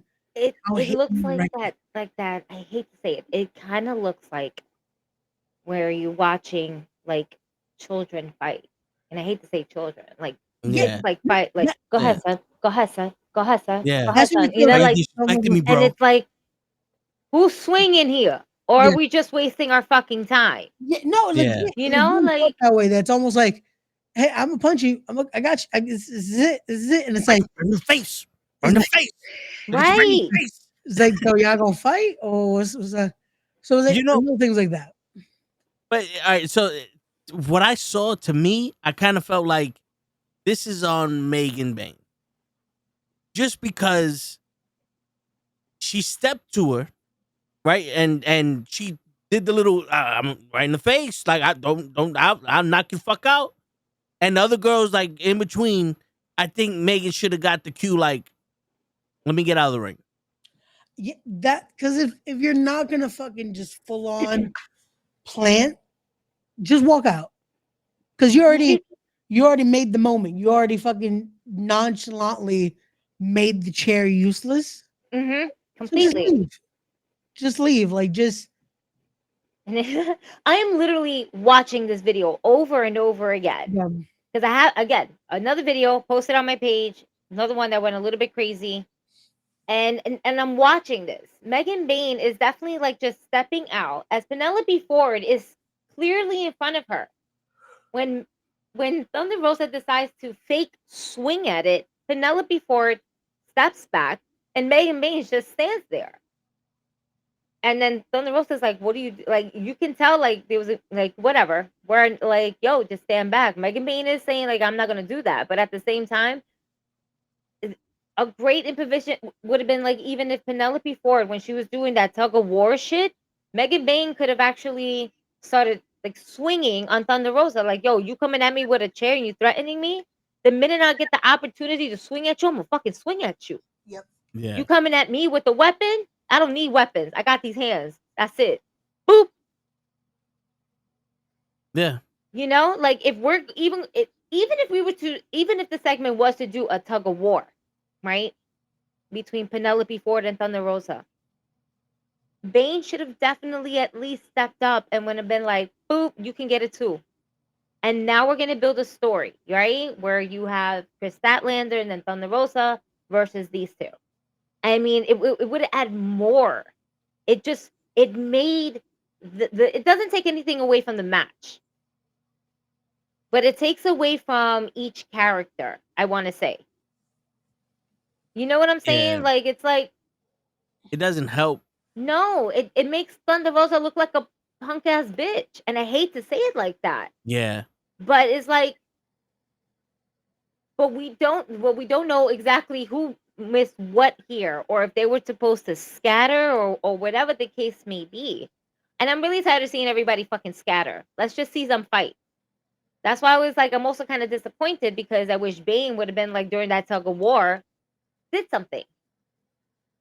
Like if you're Yeah. not gonna walk out immediately, like you having a tug of war, boop, let's get into a fight. Again, something. This whole segment made all of them. I hate this particular post-match segment made everyone look dumb except for Chris Statlander because she's just laying down. She just got pinned. Yeah. You know what I'm saying? Like, No, yeah. and then the ref that nigga just one ref with the chair and everything. Listen. All right, I'm done watching this video. That was my thing that was pissing me off. You know, and a lot of people felt the same way. We don't know the story, and I feel like we're gonna hear it sooner or later. Yeah. Yeah, but see, this is where experience comes in, right? And I think if I was Rosa, I would have hit one of them with the chair. Like if I would have did this and no one reacted, like, well, I'd have been like, duck the kick, wow, and smack the other girl in the face with the chair, and then let Megan Bain attack me, and then let the ref separate us. Because right now this ain't working, and it looks fake. Let's bring it back. Boom. Yeah, Penelope needed to get sacrificed there. Yeah. Yeah. Just for the great. I hate to say it, but regardless, even if it was just a different feud, Penelope is unfortunately to say the sacrificial lamb. Yeah. Yeah. Because that way you can sacrifice her and not make Megan Bain look weak. Right. Yeah, it's like even her just taking that chair shot. It's like, okay, cool. It adds something because it doesn't just make like, what do we do? You know? Yeah. But like, what are we doing, George? What are we doing? You know, like that just. Ray's thing was the whole small ring. My thing is the fuck was that in the ring? And we're gonna talk about Solo and Jacob really soon. And now that The Rock is coming back tomorrow, I just want to add one thing, and this is about the Jey Uso, where it's like I get the whole no one believes me that I can beat Gunther, but at one point we got to get past that. Yeah. It can't. This whole thing can't be about no one believes me. I need Jay to just fully be yo. I don't give a fuck if no one believes me. I'm gonna whoop your ass. And now let's get to I'm whooping your ass. The thing Like is, I evolve think from that's here. gonna be That's the story. that's the story. Like we're gonna get the underdog till the end. Yeah. Because it's just like they did with Kofi. It's just like they did Like with Daniel Bryan. Danielson. Like Like it's just gonna. there's always an underdog story. No, And I this get it, year but is is Jay's. that to me kind of like it feels like we're watching Sammy versus Gunther again. And that's the issue because it's just they like to rinse and repeat it. Yeah, it's Mm-hmm. I get the underdog story and that's fine, but I want Jay to stop acknowledging he's the underdog. Yeah. Like I want I show think that Gunther gets the best I of him. think the reason why he might feel that way is because look at the size of Gunter, like just the physique Yeah, in general versus him. You know, not to say it's a David versus Goliath it because kind of is. Yeah, but yeah, in yeah, that sense of way. So that's why they're kind of doing it. It's again, it is like a David versus Goliath story.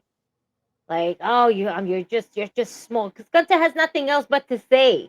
You know what I'm saying? What else does Gunter have that he's running on? He has yeah, nothing else to say. They don't have nothing else. This is what they have. This is what they're working yeah, with. Because Gunter can say like, I've been this champion, I've been that champion, I'm the longest reigning this and that, because that's all that he has. yeah. Right now, Jay, as the solo run that he's doing, not towards his brother solo, but he's also along the way.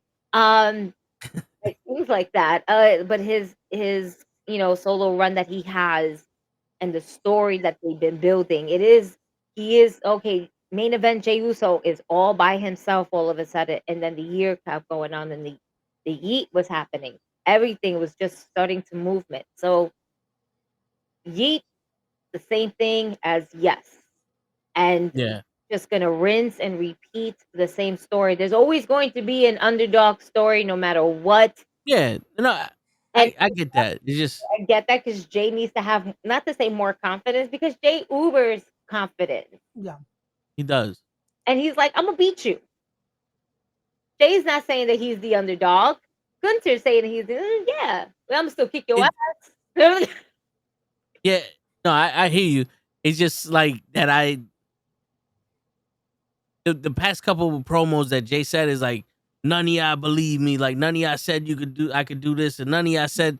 And I'm like, yeah, I got it, bro. I got it. Like there's plenty of people out here saying you can't do it. Now from now on, let's not acknowledge them no more. Let's get the balls dropped. You challenge Gunter. I want that Rocky montage training, and let's beat Clubber Lane. I don't know if that makes sense to y'all, but that's where I'm at now. It's like no more talking about it. Let's prove these motherfuckers that you can whoop his ass. No, I definitely I get you. It's just I guess that's the story they're trying to tell with it. Again, because it's just like That's what their main focus is. it's let's push that narrative. Mm-hmm. And it's gonna it fits just because we know what's moments coming though. We know at the end it's gonna be The big payoff that we've been waiting for. Jay fucking he was able to climb the mountaintop. He was able to do this. The guy that shouldn't be in the world title picture is now in the world title picture. Mm-hmm. The tag guy, the guy that was fucking at one point doing the haka as the entrance, is now WWE World Champion. Main event. Jey Uso is main event of WrestleMania. Which I feel bad for Jey Uso because with everything we're expecting to happen at WrestleMania, I don't think he's getting a WrestleMania main event. Either. Nah, he has to. I don't think he's getting the actual main event spot. You think he's gonna start the show like Drew and I don't think I don't think he's Albert? naming either night.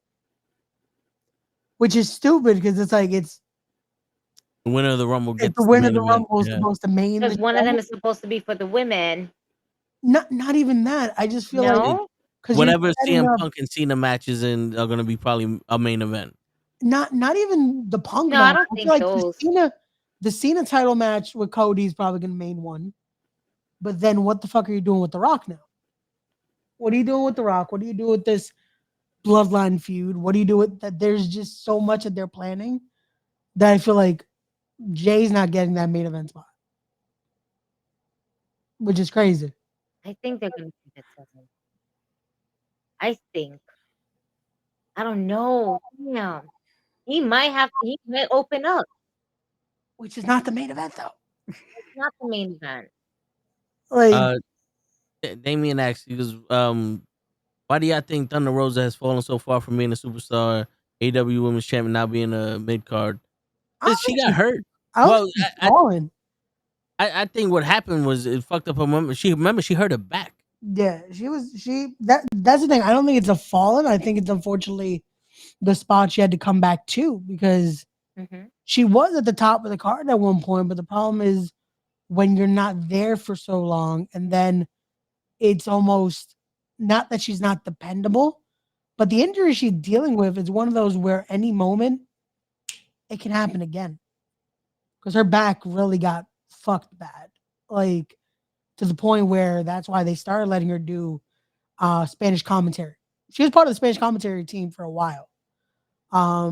And there's still nights, like days when you notice, like, if you guys watch Busted Open, she's in bed. Like, there's still days where it's like it's bad. Like when you're dealing with a back injury, like that's why a lot of people are still speculating Randy Orton might have come back too early. Mm. Like back injuries are not easy, and especially when it comes to wrestling. And he got it bad too. Like, Yeah, a back injury again. It's not something you play around with because you fuck it up. That like there's a difference of a fucking centimeter of what can lead to fucking you're not walking. So it's a very easy scare.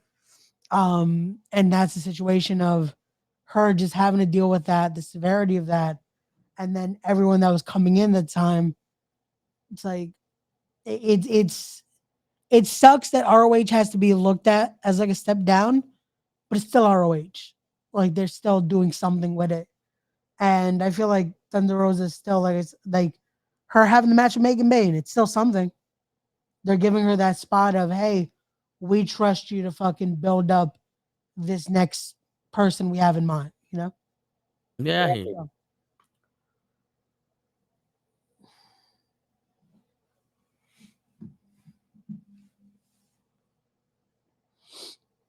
But I just wanted to get to that before we completely, got through it. But I'm at the point of my life where wrestling has got to the point where I can let it go a little bit Yeah. and let them lead me. You know what I'm saying? Because like I'd never wanted to be that guy that fucking. Why aren't they doing this? Why aren't they doing that? Ugh. It's just it got to the point where they got so repetitive. It's like, damn, bro, it's like it's right there in your face. The referee's getting a bigger pop than your fucking champion. Like, come on. You know what I'm saying? So now we're actually getting Jey Uso getting an opportunity. Yeah. We're getting fucking people on TV like Braun Breaker. Like before it was like, yo, he only had 4 matches, but he's the NXT champion. But it proves to us that this motherfucker kind of deserved it. And him going with Sheamus and Ludwig now with Penta, we're getting a big diverse group of wrestlers that it's like, okay, this is what I grew up with. This is where it's at now. So I'm okay. I'm cool with it. I'm cool with this. You know, I don't know if that's how y'all feel, but that's where I'm at. So no, I'm not. I like the difference. Like that's the thing. This has been, and I feel like that's been the consensus of right now. We're in a time where nothing really is predictable. and I like that. That's why I Yeah. said like it's a we're at a time where I can see Jay not getting the main just because there's so many things they can do, Yeah. and it's like they keep doing something else, like The Rock randomly showing up on a SmackDown tomorrow. Yeah. Makes me want to watch SmackDown, Yeah. but it's also like, now what are they gonna do? But It could also just be The Rock promoting his movie because I think Yeah. that movie he's doing about the fighter comes out in May, if I'm not mistaken. Um, Could so be it's like, that, and then but just regardless, even if it's still just promoting his movie, he's Yeah. going to be playing a role regardless. You know, he's gonna be backstage. He's gonna see Solo and Jacob and Yeah. wait, no, wait, they're on Raw, SmackDown. that's SmackDown, Solo and Jacob. Yeah.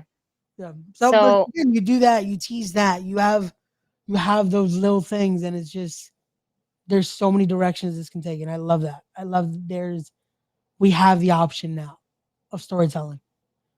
Which Yeah. to not go on a tangent, but apparently people got mad at that WWE is a storytelling company. company Um, and not a wrestling Oh, with telling company. Michael Cole Netflix. talking shit. Yeah, Michael Cole saying Michael Cole that Netflix like love the idea that WWE is a storytelling storytelling company. company. Mhm. I hate to break it to people. All wrestling is storytelling. That's kind of like it's a good 50-50, and sometimes it's 75-25. Storytelling is a very big part of this because it shouldn't just be two people fighting in there for no fucking reason. Mhm. Yes, the big, and this is the joke I'll leave on because unfortunately I gotta dip out. It is a simulated combat with two people fighting in their underwear, fighting for a belt. However, that right there is still a story because we're making you care about this one championship, and we're telling you why you should care. Like all of us right now are emotionally invested in fucking Jey Uso getting that championship because we know he deserves it. We know he should have held it for a while now, but that moment's gonna mean so much more. So storytelling is fucking important. Mhm. So that's anything you watch, there's a story to it. So if you're mad about storytelling, you can't watch a movie, you can't watch TV, you can't watch a lot. Your favorite song, there's a story to it. Like if you listen to the lyrics, there's a story to what you're listening to. So stories revolve everything. Just Yep. but What do we know? hey, Fans are the most smartest people in the world. fuck it. Right. We don't know shit. But They don't want a story in their fucking in their shit, Ray. my bad. Why would they want a story in their wrestling, Ray? I don't know. I feel like that should be part of it. But hey, No, they so, want two meaty men smacking meat in the middle of the ring, sweating their balls off, face paint rubbed out, fucking the picture of the guy's wife on the tights of the other man, trying to pin them down, oil everywhere, and occasionally a table or two. That's what the smart marks want. In the words of Booker T, Shit. no bread, no Word. water, just meat. That's right. Shit. they're gonna get that I respect. But The Okay. smart Mark, the smart Jose's, the smart fucking Kyles, all them motherfuckers know that. now we Trying know. Trying to add on to the foundation of wrestling. My bad. I thought we wanted to respect the craft, but but Cheap. I will I will leave all of y'all with these lovely two. If we You come gonna back dip on tomorrow us. for a Yeah, yeah, he of just course fucking I'm gonna called dip us out. lovely. Mm, The I fuck? can't call y'all lovely. All right, with these motherfuckers. There you go. Shit. thank you. I earned the right. My bad, Word. motherfucker. I'll be back for the SmackDown stream tomorrow if we do a little stream over at Gigi's. But unfortunately, I must bid y'all adieu. I'll see y'all Saturday for the Telling the Show, Ray and Gigi show. And yeah. We're definitely Dope. doing the stream real quick because we still got to talk about Solo and Jacob. And then since The Rock is there, I'm definitely doing that. So I'll see y'all tomorrow. All right. And then there was two. And then there was two.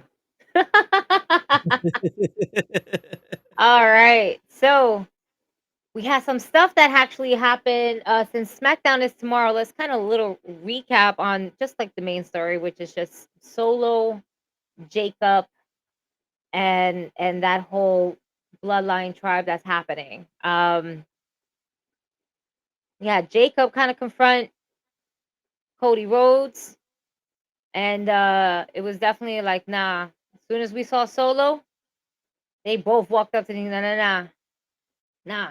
The fact that Jacob put his hand up, be like, nah, bro, you ain't talking to him first. I'm talking to him first. I got to tell this motherfucker. His family. And that nigga was like, I don't give a fuck. I'm getting the last word. Then my guy was like, I don't give a fuck.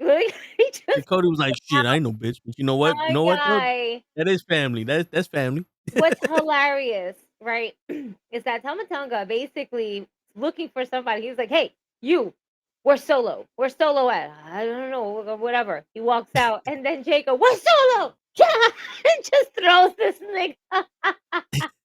He just throws him completely. He's like, God. I was like, oh, shit. And then, as I said before, Solo's doing the same shit that Roman did. Right? Yeah. Yo, I love you, Jacob. Like, get your hand off me. Seen this shit. I ran this shit last year. I'm not dumb. Like, Yup. I know what Now we're all of a doing sudden, here. now all of a sudden you need me, nigga.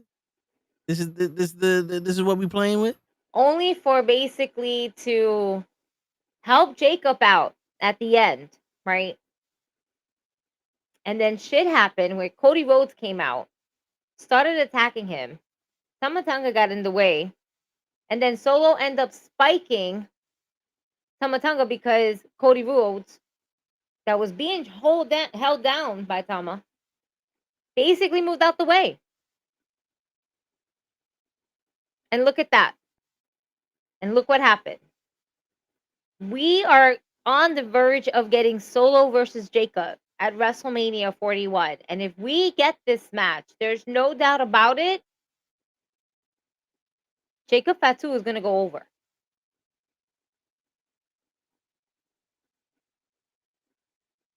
I can see that. Like, don't get me wrong. I definitely see that.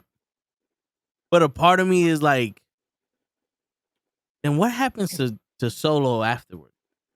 Is Solo now like obsolete?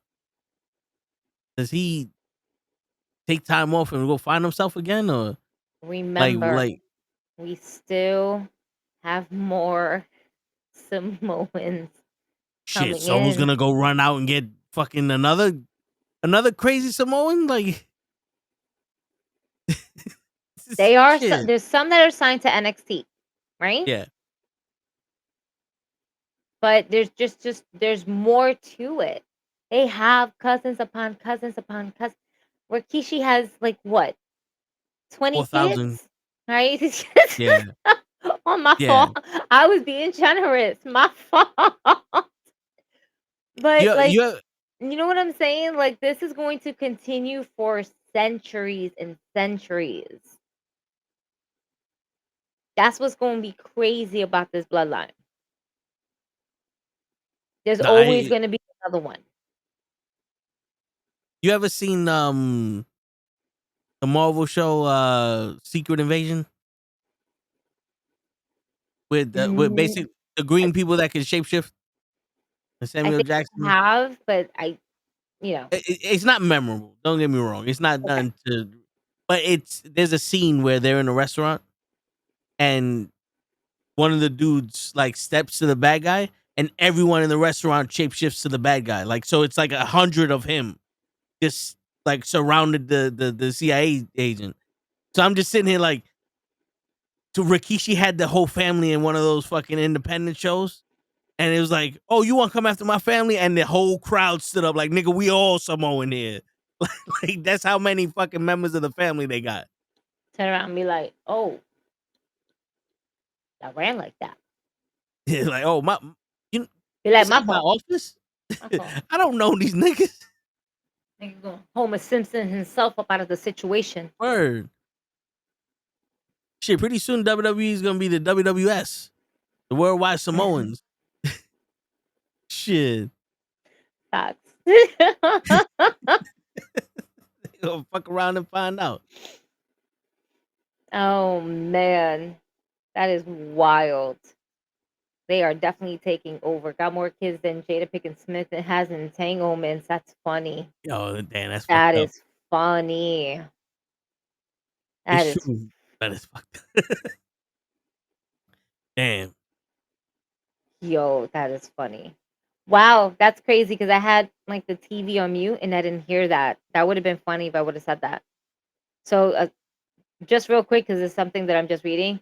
So, as I was watching TNA and I wasn't like really listening to the fans or anything, apparently the fans at TNA chanted, "She's a racist," and then "We coming for you" at Tessa Blanchard. Oh, shit. Like, we coming What, for you. on the actual TNA show? Like, Yeah. oh, not at the pay-per-view? Because I know at the No, pay-per-view they like be doing that. no, at the show, like tonight. Like this Oh, happened shit. tonight when I was watching it. Again, I Damn. didn't have the TV volume up, so I can't hear Yeah. it. So yeah, I'm just like kind of reading it now. That's funny. And That they is funny. ain't never gonna let that shit go. No, they don't like her, man. They don't like her. For real. Now, I know now that's the reason why WWE wouldn't want to bring it. Is the last thing they want is anybody saying they're racist on the WWE's network. You know what I'm saying? Yeah. But shit. You see, Oh, it goes to show you. I think it wasn't Hogan being a racist that made him got booed, and the Raw Netflix. I think it was him being a Republican and backing Trump in No. California. Like that was No. the big thing because California's all like democratical and shit. Yeah, like, but no, no, but no, if bro. people are talking about she's a racist to Right, Tessa no, Blanchard, shit right. like that travels throughout the whole. Yeah, no, Like absolutely. they No, would've but chanted Hogan that got shit. booed not because I think him and his political beliefs added to that. But no, Hogan got booed because I know that, but I think it was more of the fact that he just finished backing Trump. If it was the whole racist thing, I think that chant. I think it added on to that. I don't believe that. I think that in realistically, like demographically of who was there, Yeah. attended in the crowd, they booed him because he's a racist. But I not think because that of his chant would have political came out. beliefs. If they chanting that for Tessa Blanchard, that travels throughout the wrestling. I think that would have Yeah, but here's out the also thing. on. This is a TNA crowd where it's like a lot smaller, very similar to maybe NXT. But there's certain things in NXT, like where I think I don't know if they tell the crowd you can't say certain things or whatever the case may be, because you can't really control what people say because they still say holy shit. Yeah. But if you would, let's just hypothetically say you put Tessa Blanchard in NXT, you'll hear it in NXT, and therefore it's still underneath the WWE brand. It's Yeah. just that the house is a lot smaller. You're not gonna get a whole thing. I'm pretty sure there's some people out there that was like, he's a racist, but overall it was just the boos. It was just booing the shit out of him. And poor Jimmy Hart. Jimmy Well, Hart he's the did not reason why- deserve that fucking heat. Jimmy Hart's Jimmy the Hart- reason why they booed Hogan. No, Jimmy Hart is they the booed reason Jimmy. why we feel sorry for someone that was standing next to Hogan. Why am I seeing Gordon Ramsay on my TV? What has happened? It's not, no. Oh, he's about to start cooking TNA. Nah. I already seen this episode of Hell's Kitchen. I already seen that. Shit. I don't want Hell's Kitchen. I wanna. What's that other one? Fuck. Kitchen Nightmares? Damn it. No. Level Up or some shit like that? Oh, the NXT thing? No. I'm not talking about wrestling. I am talking about Gordon Ramsay. Is when they have like different chefs Next on Level different. Chef. Huh? Next Level Chef. Next Level Chef. Yeah. I like that shit. Yeah, it I just like came Gordon back. Ramsay. Yeah, I Yeah. think I they're know. on the second episode or something. Yeah. I just saw the preview of it on Sling Yeah. earlier, so I was like, oh shit, I like that. Yeah, I But like all those cooking shows. not for nothing. Since you are talking about like level up the next NXT shit, there is something that did happen earlier this week where Triple H went ahead and displayed and debuted the 2 WWE ID belts for Yeah. the men and women. What are your thoughts on that? On Well, the belts? on like the way they look, Yeah. they kind of look like if like they could fit in the same category as the Speed Championship. Like if they had the Speed Championship and the ID Championships on their own brand, I can see that being cohesive. It wasn't like I look at it as like, all right, I get it. This is like a side belt that really isn't important. It just like, oh, okay, these are the guys that won our ID thing, and we got a Right. belt for them. If it was like a main fucking title, I was like, you're gonna have to do better than that, player. You gonna have to do better than that. But it wasn't that bad, you know. Like if Same. I I wanted, didn't I would. like. I don't understand where people like, oh, they look terrible. They look this. They look that. Like, okay, but they don't look terrible. They look smaller than other championships because it is supposed to. It's supposed to be that way. Like this is where Yeah, you're starting off. You're not gonna get some massive like title like the NXT title. yeah, That's a title on Obafemi. You know what I mean? yeah. Or the World Heavyweight Championship, whether it's Raw or SmackDown. You know, you're It's a starting off trophy. small because the company that is small. So yeah, It's like a little trophy. like a little trope. You know, like a memento to let you, like Braun Strowman when he won the world's greatest Rumble. You know, Mm-hmm. or like the when they won in Saudi that big ass belt for no reason. It's like That they couldn't just even take with them. yeah. It's just here you go. This is our ID, people, just to signify like here you go. It's your this is your trophy acknowledgement that you're the champion. I'm pretty sure they probably have an LMG champion, or if they did Tough Enough, they would have put a belt for Tough Enough or whatever. I mean, it's not bad. It kind of looks like They look nice. yeah, they kind of look like those the basketball and football belts. Mm-hmm. You know, they And just I'm put pretty the sure that's where more or less they got like the idea for the design a little bit. A little yeah, bit. You know, like just the idea of it. I like them. I don't think they look bad at all. I think this is what's going to suit that next generation that is basically going to be up and coming. You know? Because you got this. Then you yeah, got like level up or whatever that thing is. Then you go to NXT and then you go to the main roster. It's like these are like yeah, little baby steps. So it's gonna be exciting because at least they have something to fight for, you know? And I'm yeah. also looking at the collection that Triple H has right behind him. Me too. Like that shit is tough. I'm trying to figure out what this belt here is. All the way at the bottom left. Is that the I, woman's belt? I don't know. Tell you what, it's not the tag belt. I think this Yeah. is all like the world championships of each thing. Oh, that could be the first ever Intercontinental title because you see the bottom belt, the bottom row is Intercontinental. Maybe. It looks dope though. I like Yeah, it that. does.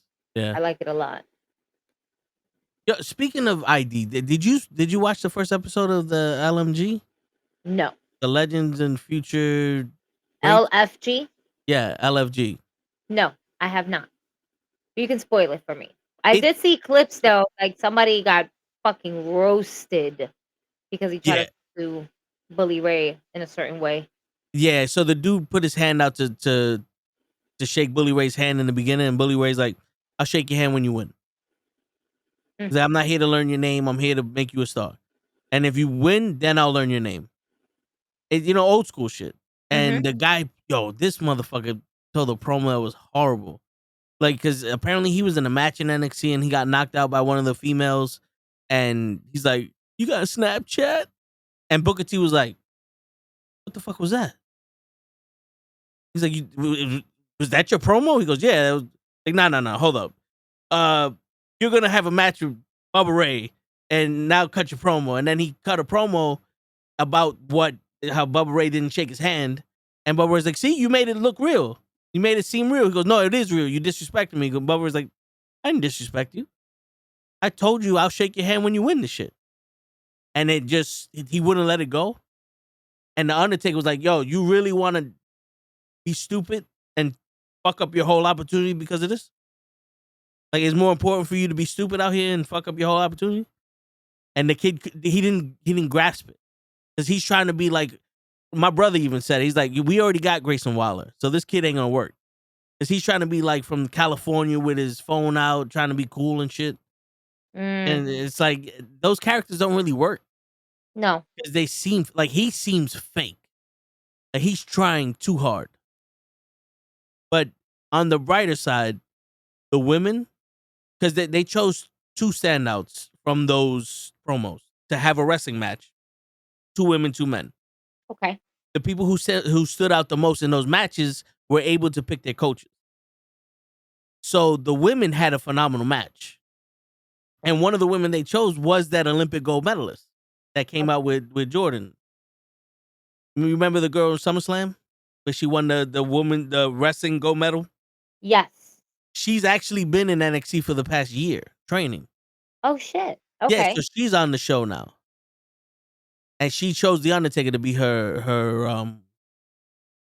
mentor. Yeah, her mentor and stuff like that. But it's I'm watching, I'm like, this is a show that I would love to binge watch. You know, because there's a lot of like inside thoughts. Where like somebody came out and they told a story about how their father got deported. But the way she told the story, it wasn't really emotional. So Bubba Ray started asking her questions about it and she started crying. He goes, you see what I just did for you?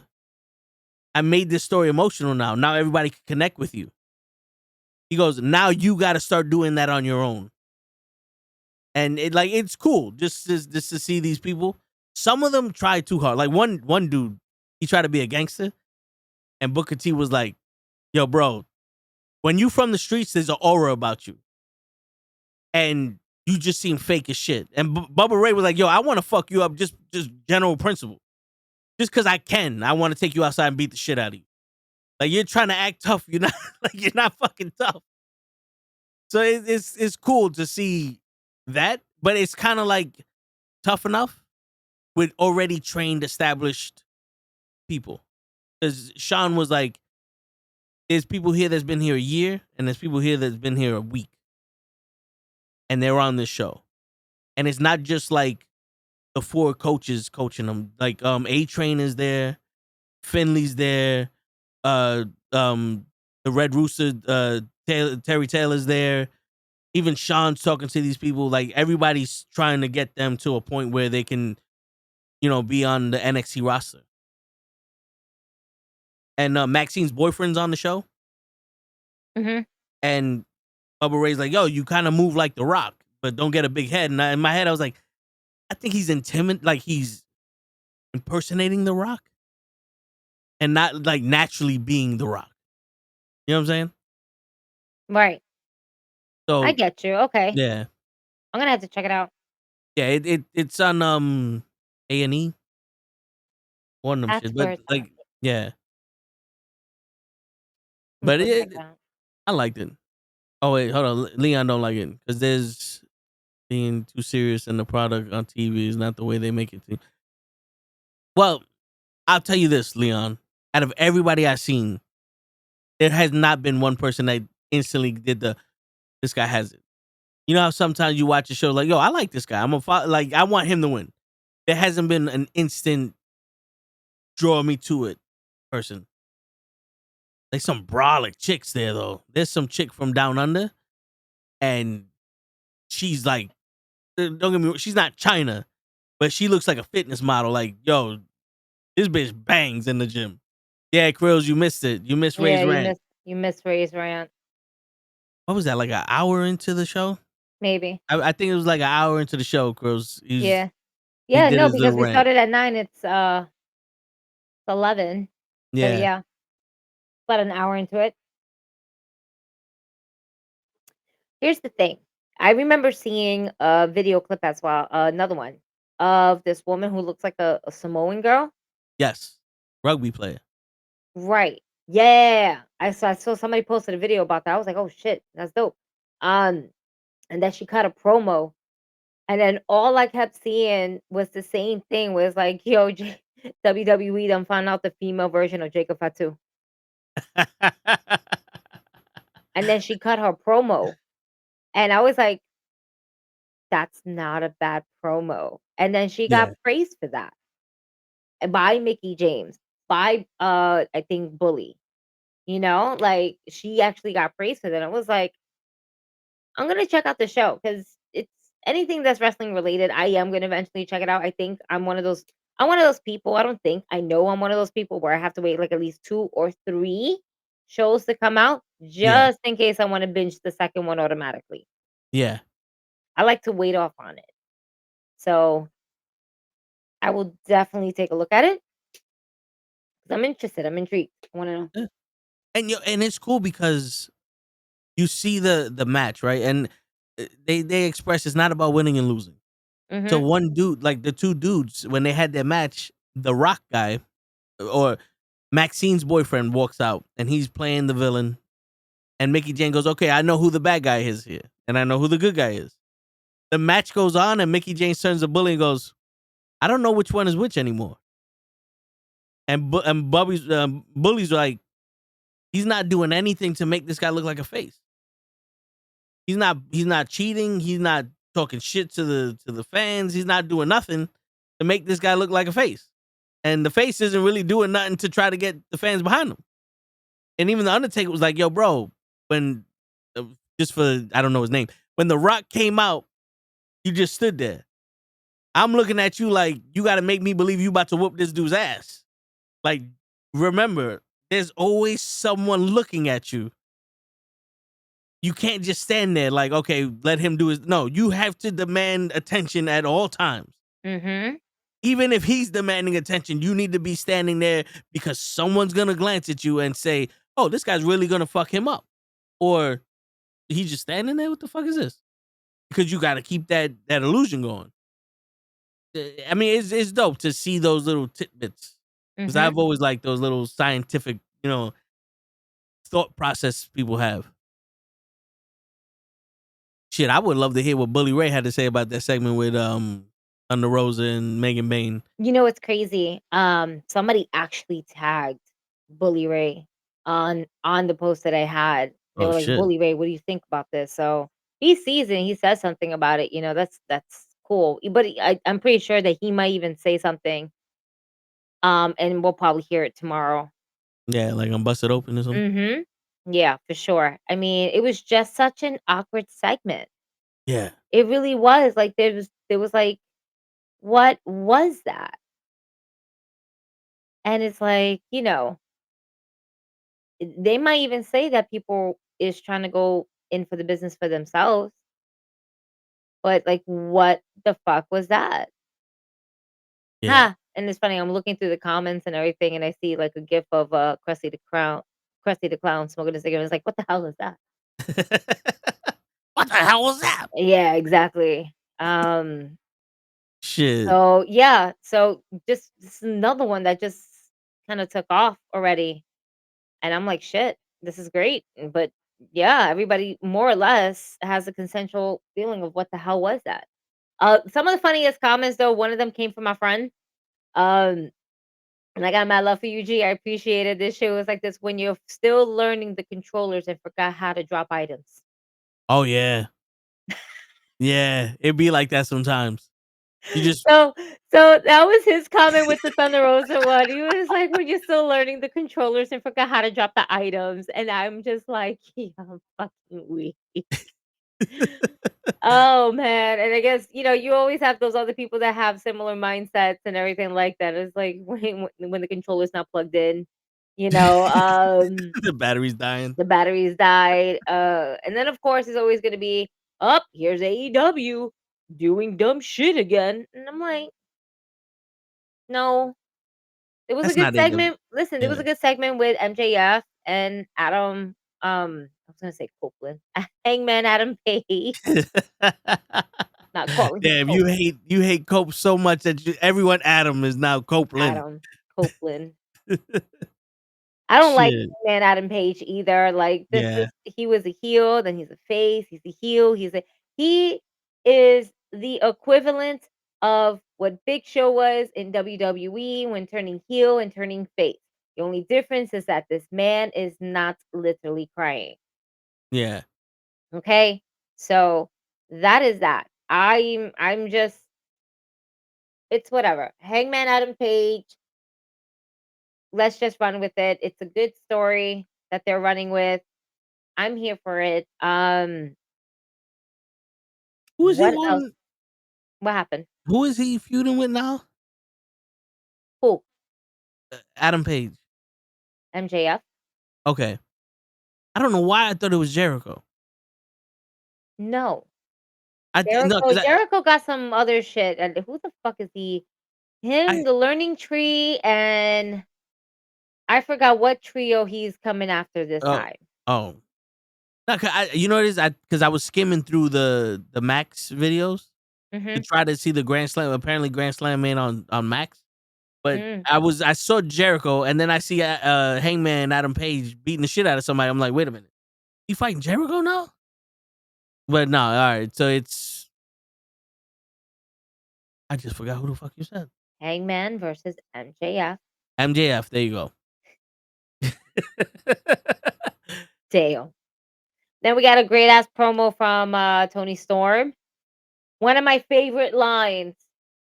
Oh man, I want this line on a t-shirt. Say hello to the what was it? I am the tramp that is your new champ.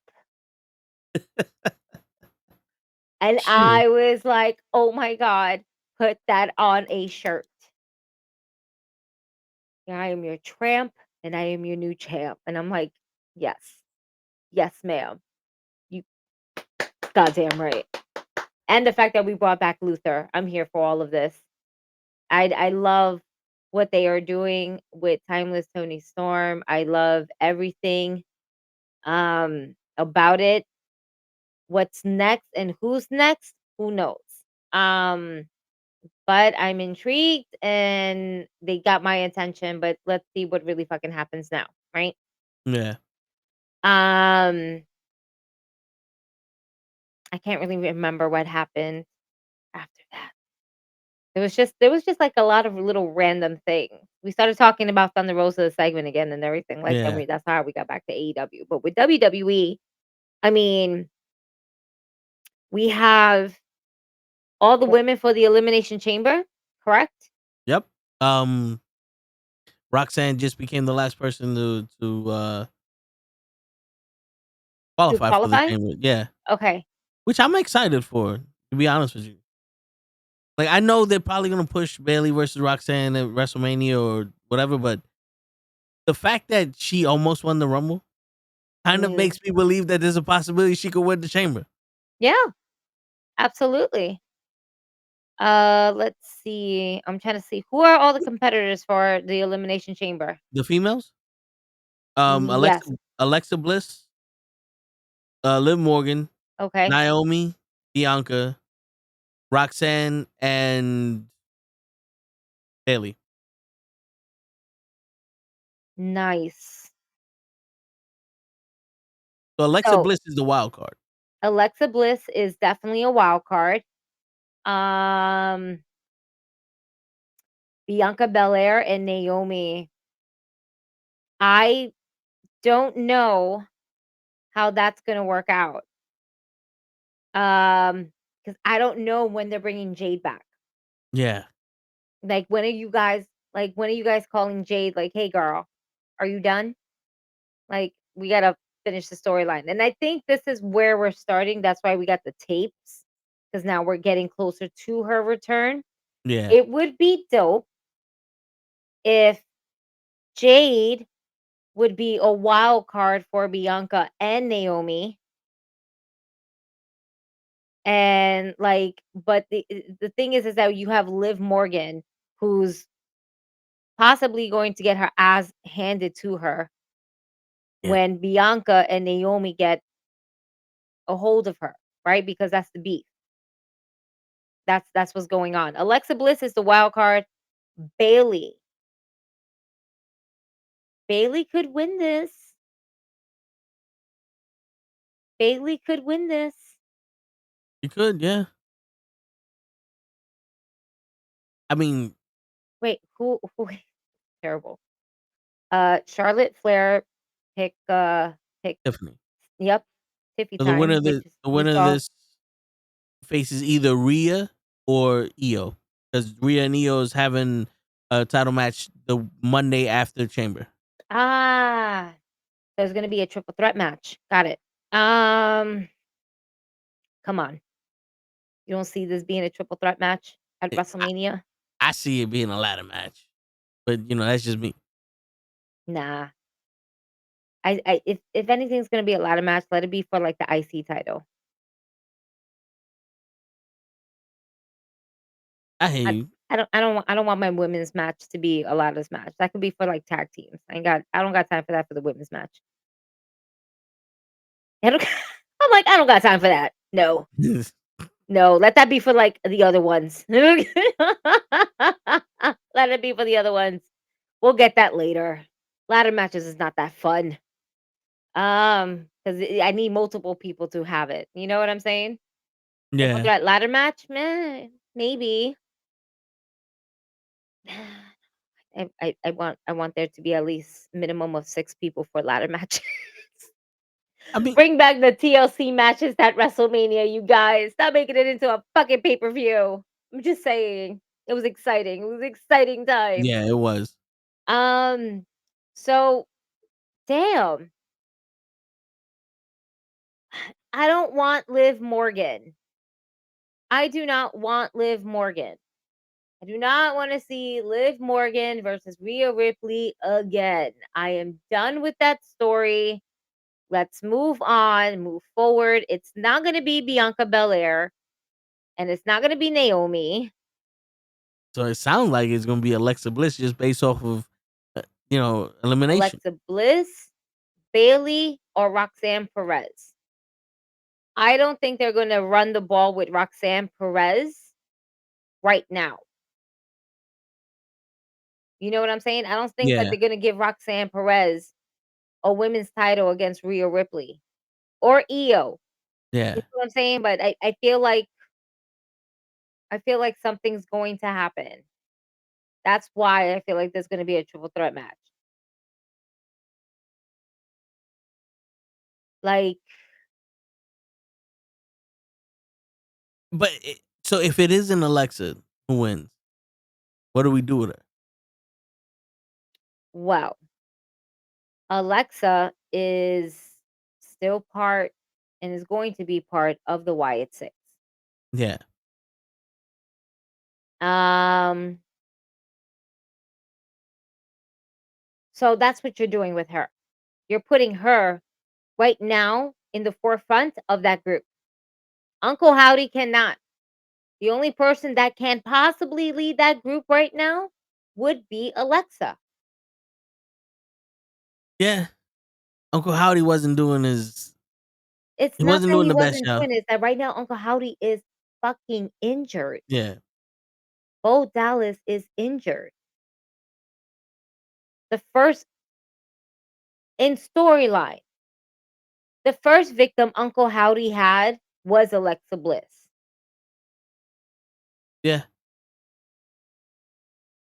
So if anybody got the fucking therapy session, like how Bo Dallas was having and all the things and all of this shit that what we were building on and stuff, Alexa Bliss had that from the jump. Of course she's going to join the Wyatt Six. If both Dallas still cannot, be there, then what's going to end up eventually it's going to end up happening that they're all going to get together. They're all going to see the light and we're all going to bring it all together. Is Bo Dallas hopefully coming back soon? Hopefully, because I don't even know what injury he's dealing with right now. I don't either. And Nikki Cross is not really talking, Yeah. so they need somebody that's going to be a mic. So I mean, it could be Bailey.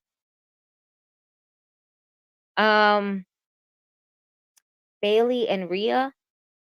So I'm saying Bailey, Rhea, and Io sounds like it's going to happen. Or if you do give this to Alexa Bliss, then she'll be the wild card. I mean, you could You could also just do necessarily Alexa Bliss and Rhea Ripley. now. I don't know how this would work unless Jade makes a major impact. But just let's go down this little rabbit hole here. Okay. They're in the middle of the match. No one's really eliminated yet. And Jade finds her way in the ring and beats the shit out of everybody in the ring. Kind of like there's a no contest now. Mm-hmm. And now we have to figure out another way to get through it. And then it's like Jade, Bianca, and Naomi, they going their way. Now we have like Liv, Alexa Bliss, Bailey, and Roxanne going there. Now, what if Alexa Bliss goes after Liv? What if that's her Wyatt 6 going after Liv? Trying to teach her a lesson or some shit. Because remember, a lot of people were saying that Liv should have been Sister Abigail. I Earlier, remember you that. know, No, I remember that. But then where Liv was at and stuff like that, she didn't yeah. reach. She wasn't there yet to reach. Liv looks more like a cycle than I don't know than Possessed. Alexa Bliss. Yeah. No, Does she? I feel like they're both on the level of same psychotic. I don't know. Liv is more of a crazy mean girl than like a possessed psychopath. Like I think Alexa Bliss like owns that now. Like she could Right, turn on that something is possessing her. right. Like something that Yeah. just like Yeah. snaps, Yeah. and if she's like Alexa, she doesn't. She's not here right now.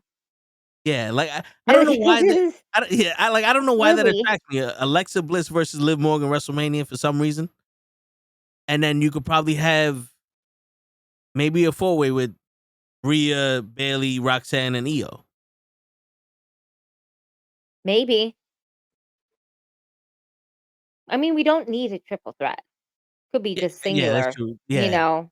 But we have to see what the story is going to build up because I think what I want is by WrestleMania, I want for Alexa Bliss to be able to turn into her alter ego. Like, Yeah. if she has a match with Liv Morgan and it's a one-on-one match, let that happen at night and let the whole fucking cinema of the Wyatt 6 happen in that match, but no members of the Wyatt 6 come out. It's just Liv turning her alter ego. And then she just like the lights either turn red. I hate to say red, but you know, that's what they're going to fucking do, right? Yeah. That It's or always fucking red for if some it's reason. not red, then that fucking nightshade blue type of thing, right? Yeah. Where it's like kind of still like Shadow. shadowy, right, Yeah. right, like a shadow effect, right? And then she again, Liv gets completely like, oh shit, and then boom, and then essentially that's not Alexa Bliss anymore. That's Lily. Lily came out to play. Lily looks like Alexa Bliss. In Yeah, other she words, does. Lily is Alexa Bliss's alter ego. Just like Nikki Cross's alter ego is Sister Abigail. Just like Dexter Loomis's alter ego is Mercy the Buzzer. And so forth. And so you guys see where I'm coming from. Yeah. Bo Dallas's alter ego, Uncle Howdy. Everybody has an alter ego, and with this, it's a story that you can write. Whose alter ego is worse? Yeah.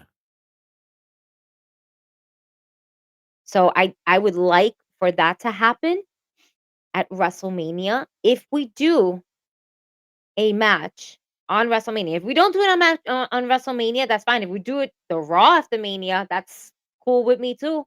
I'm with it. Yeah. But I would like for that to happen during that time. You know, like I get that Alexa Bliss is coming back and everything like that, but I don't think we're just gonna hand her the title either. Now, if we do, and it ends up being Rhea Ripley versus Alexa Bliss at WrestleMania, that would be fun to watch. It would be.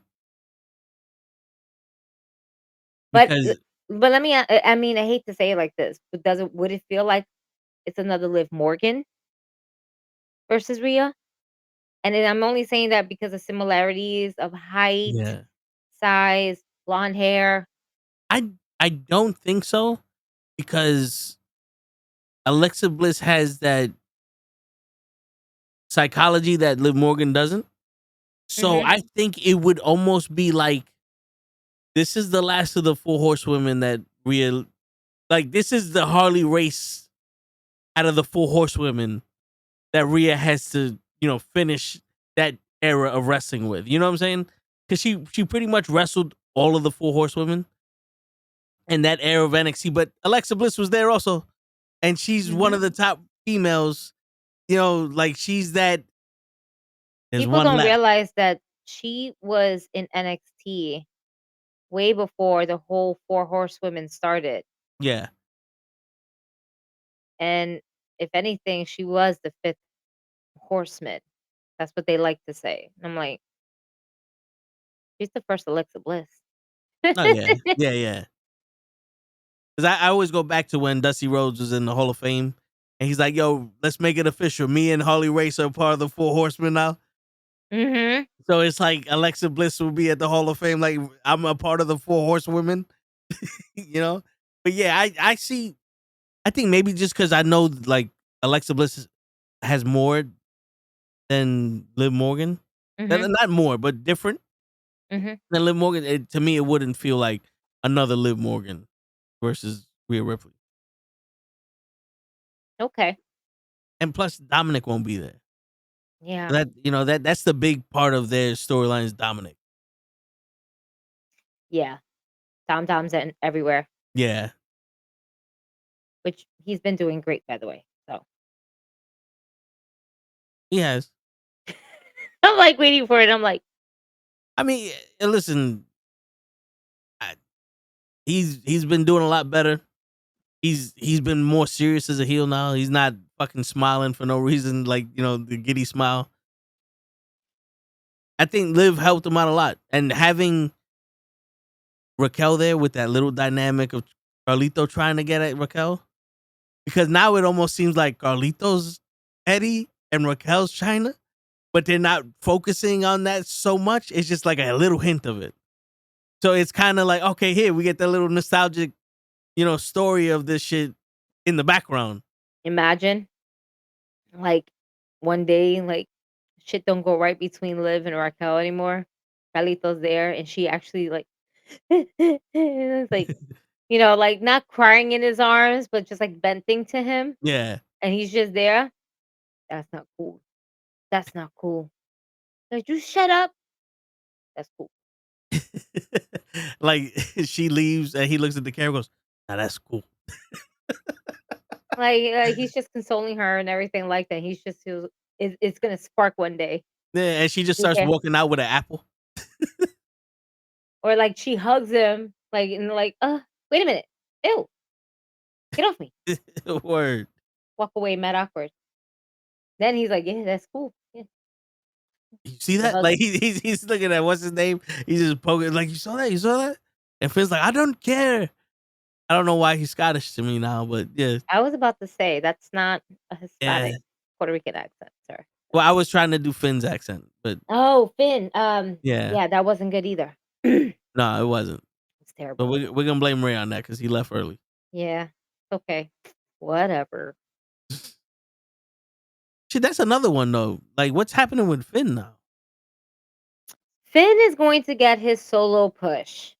Eventually, Finn and the whole Judgment Day. Judgment Day is gonna go down to what I was gonna say JD, but JD's fucking injured. He's out for months. Yeah. Broken ribs and all? Shit. And he still finished the match. Word. Unbelievable. And my hat is off to that guy. Wait, you have Dom?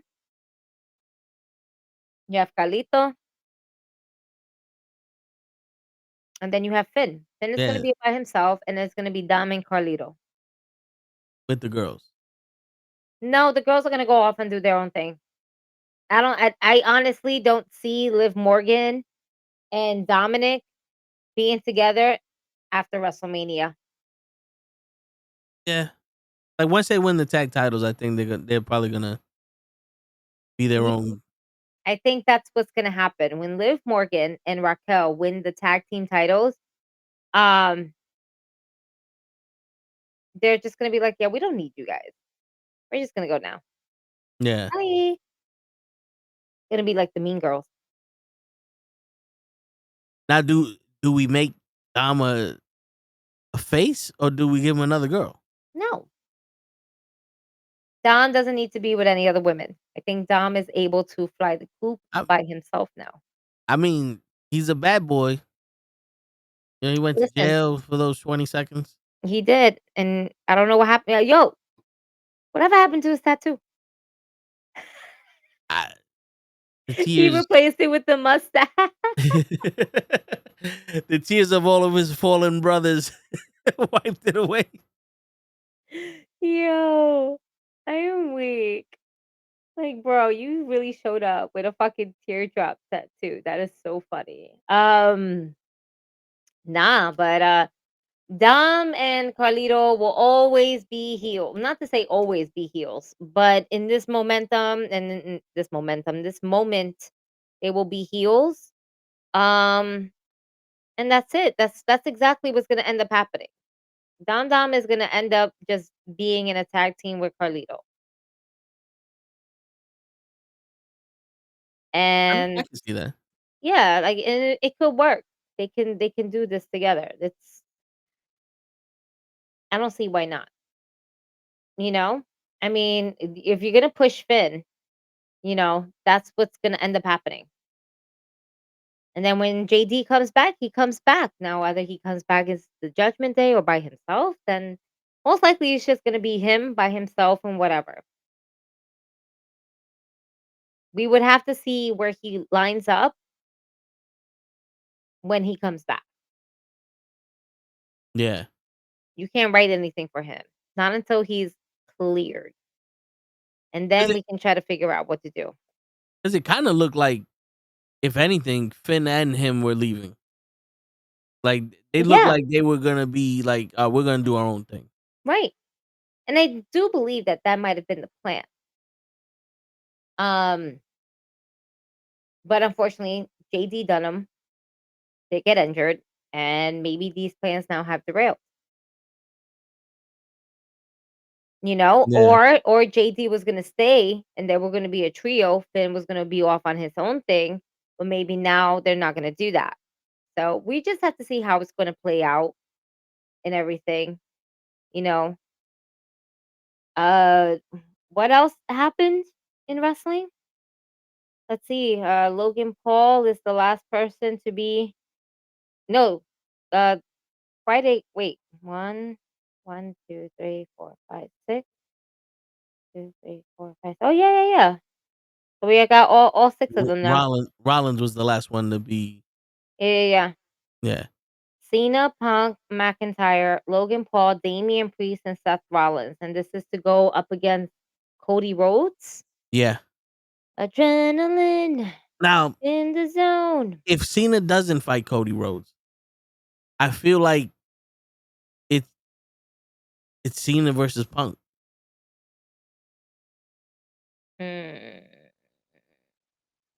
Maybe.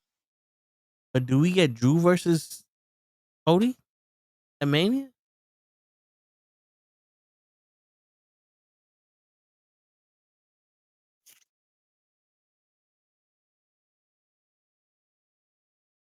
Drew versus Cody could happen. I don't know, man. Now 'Cause you can also have this is tough to call because Cody has history with Drew. He has history with Rollins. He doesn't have history with Punk, but Punk and Cena would be the test for him because they're the last generation. Like, so it's almost like passing the torch type shit. So I can see why they would wrestle him. unless they're gonna give John Cena that last WrestleMania rub. Yeah. That's why I also see that as well. And it's not like I hate to say face versus face. I don't know if they're gonna want to do that, but at this point, like people have a love-hate relationship with Punk. People have a love-hate relationship with Drew McIntyre. Everybody hates Logan Paul, but we don't see Logan Paul versus Cody Rhodes for WrestleMania. Yeah. No, Nah. no, we're not doing that. We'll see Logan Paul at WrestleMania, but it won't be against with Cody Rhodes. I can see John Cena versus Logan Paul. I can see that also because it wouldn't hurt either one of them. It sure wouldn't. And John Cena's like the king of ripping into motherfuckers when he promos. And just to see him rip into Logan Paul would be enjoyable. Yeah, it would be. I do not want a triple threat match between Punk, Rollins, and Roman. I don't either. I want Rollins and Roman to have their own singular match.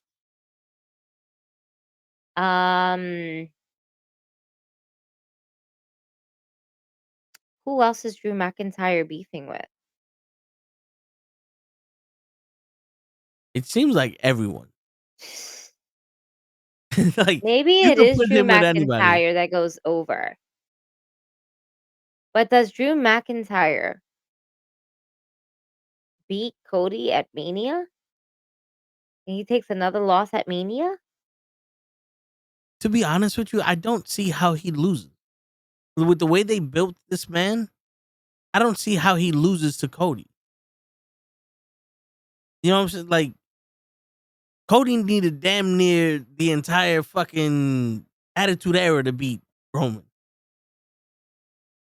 I don't see how he could beat Drew just off of the way they are now.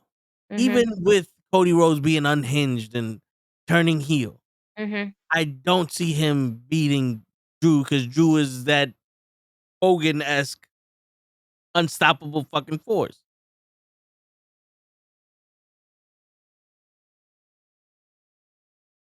I don't want to see John Cena versus Cody Rhodes because I I feel don't. like John Cena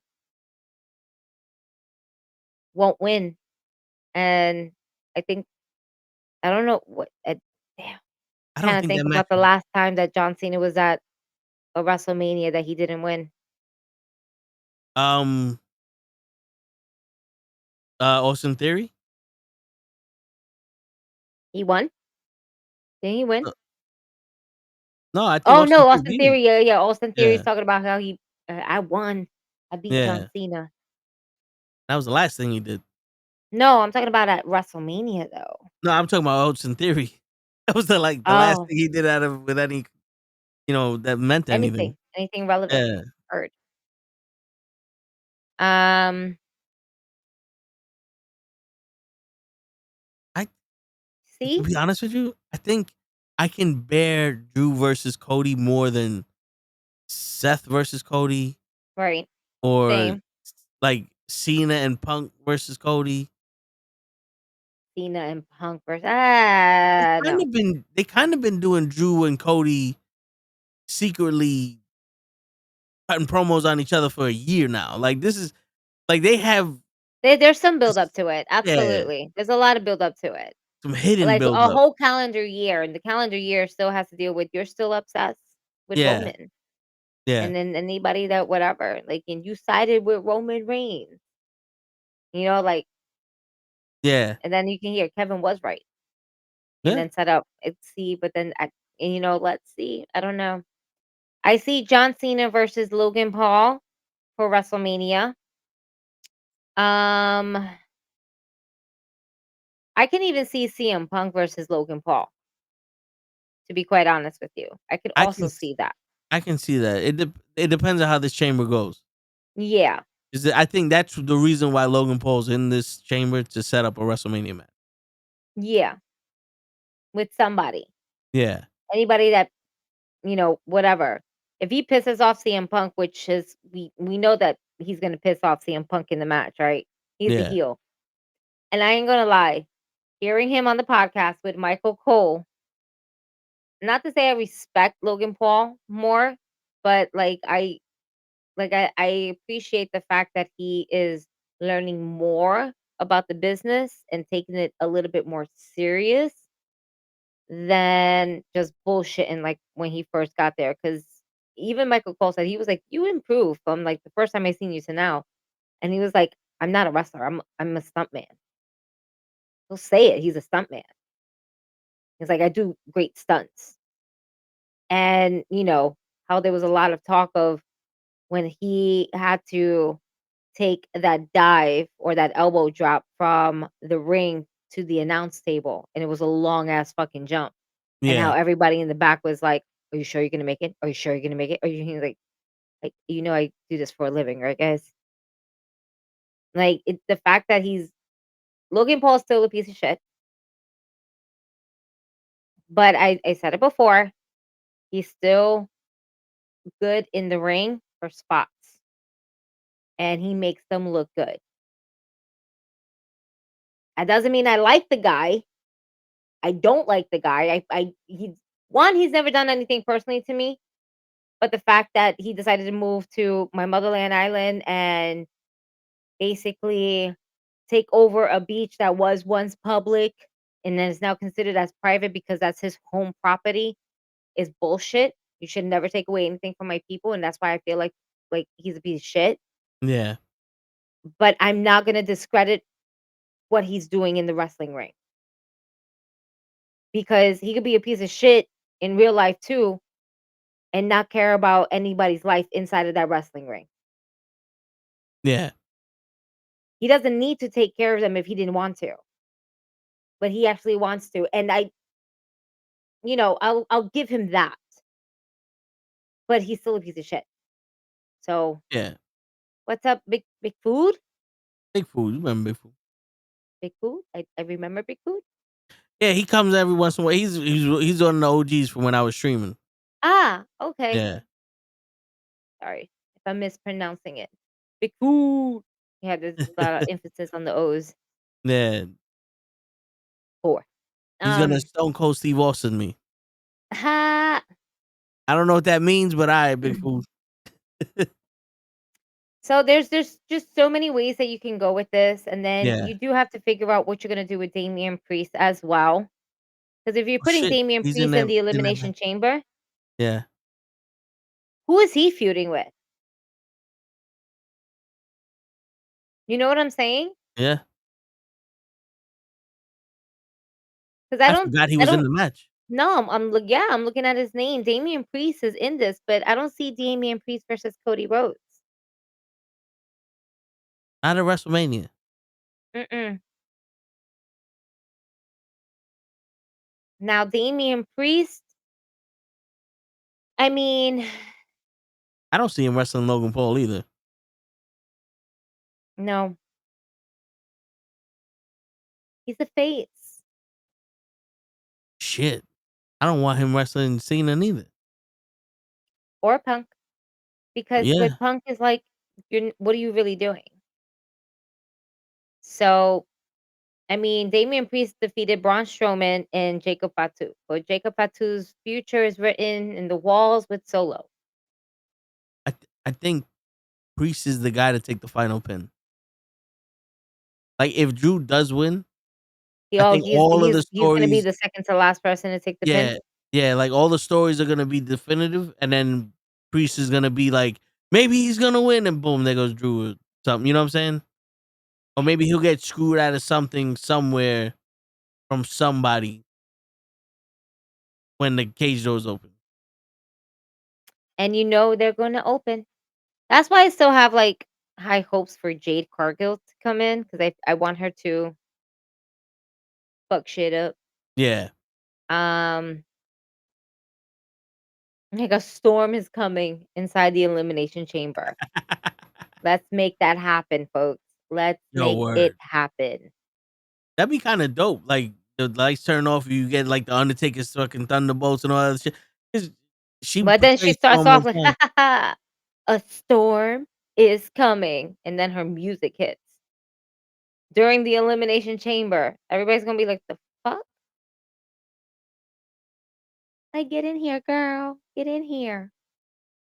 Boom, big boot. Imagine she gets in there, she goes after Liv Morgan, and then Bianca and Naomi just start beating up on Jade, Shit. and then, like, one of them gets a roll-up pin out of nowhere because they were so distracted on beating up on Jade. Damn. I'm just throwing shit out there. No, I hear you.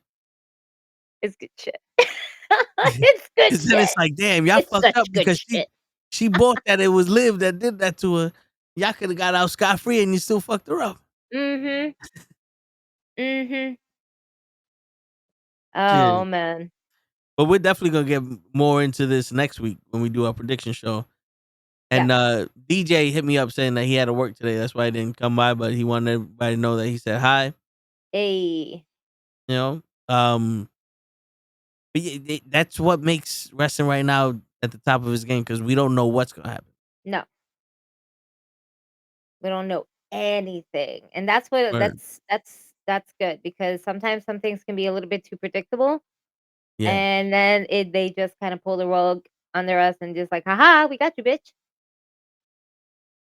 yeah, But I think that we kind of covered a little bit of everything yep, that happened at wrestling this week, and then also giving you guys our opinions and our predictions and potential storylines that we think that we write out here, and then they hear us, and then we'll see it on TV. It's happened a few times. yep. Like Toe predicted who was going to be the winner of the Royal Rumble. He wrote that. That's right. He knew that we were going to eat Mania, That's right. Shit. and the fact they ain't taking advantage of Yeet Mania is disappointing. Yeah. Um, Tomorrow, folks, I will be doing the live stream from my channel. Um, Mainly because The Rock is going to show up on SmackDown tomorrow night. Now, this could be him basically shooting a promo for his new movie, but it doesn't matter if he's there for shooting a promo for his new movie. At the end of it, he's still going to play some type of pivotal role in the Samoan bloodline storyline that we got going on. Yeah. So I'm very I, excited to go ahead and see that. What happened?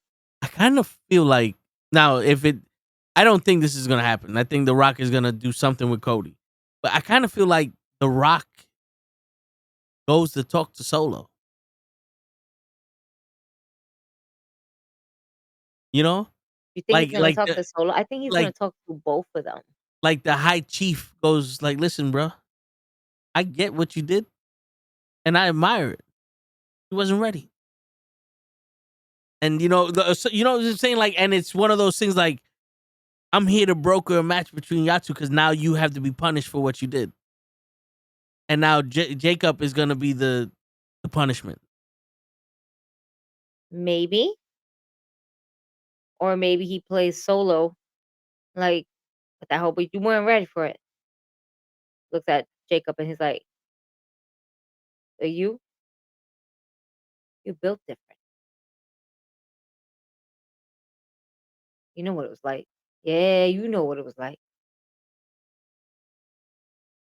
Real recognize real. Respect. And then just looks at Solo, looks at Fatu, Tamatunga, back at Fatu. You know what to do. and then walks away. That they know more.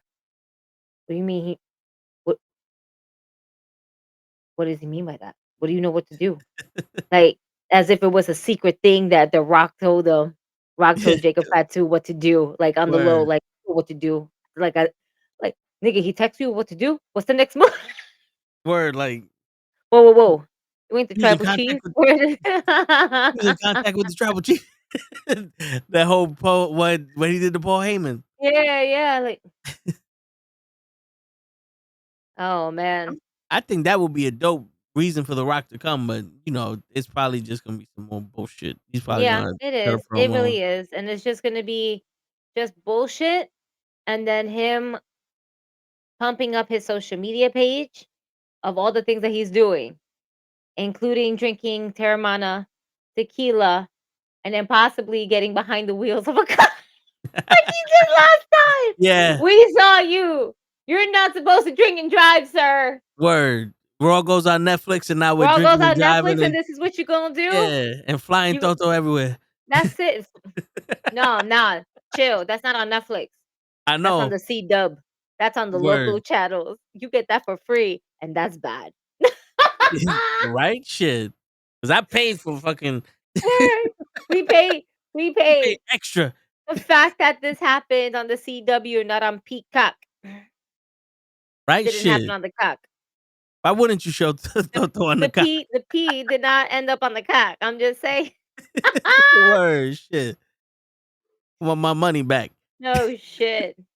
Word. And that extra fee just because I don't want to watch ads. Word, motherfucker. But again, guys, I'm gonna be streaming live. Ray's gonna show up. So if you want to show up, Yeah, definitely. invitation's open, bruh. We're just doing this for SmackDown, just to shoot the shit, just to really see The Rock and see what impact that he's gonna have, plus the rest of the show. And yeah, we'll be also back on Saturday with the Toe and the Show with Gigi and Raymond. Yep. On Saturday, and then we'll come back to you guys live for the Raw watch along on Monday. There you go. And on that note, ladies and gentlemen, exactly at 12 o'clock, it's your friendly neighborhood knuckleheads signing out. Peace, everybody. Bye, y'all.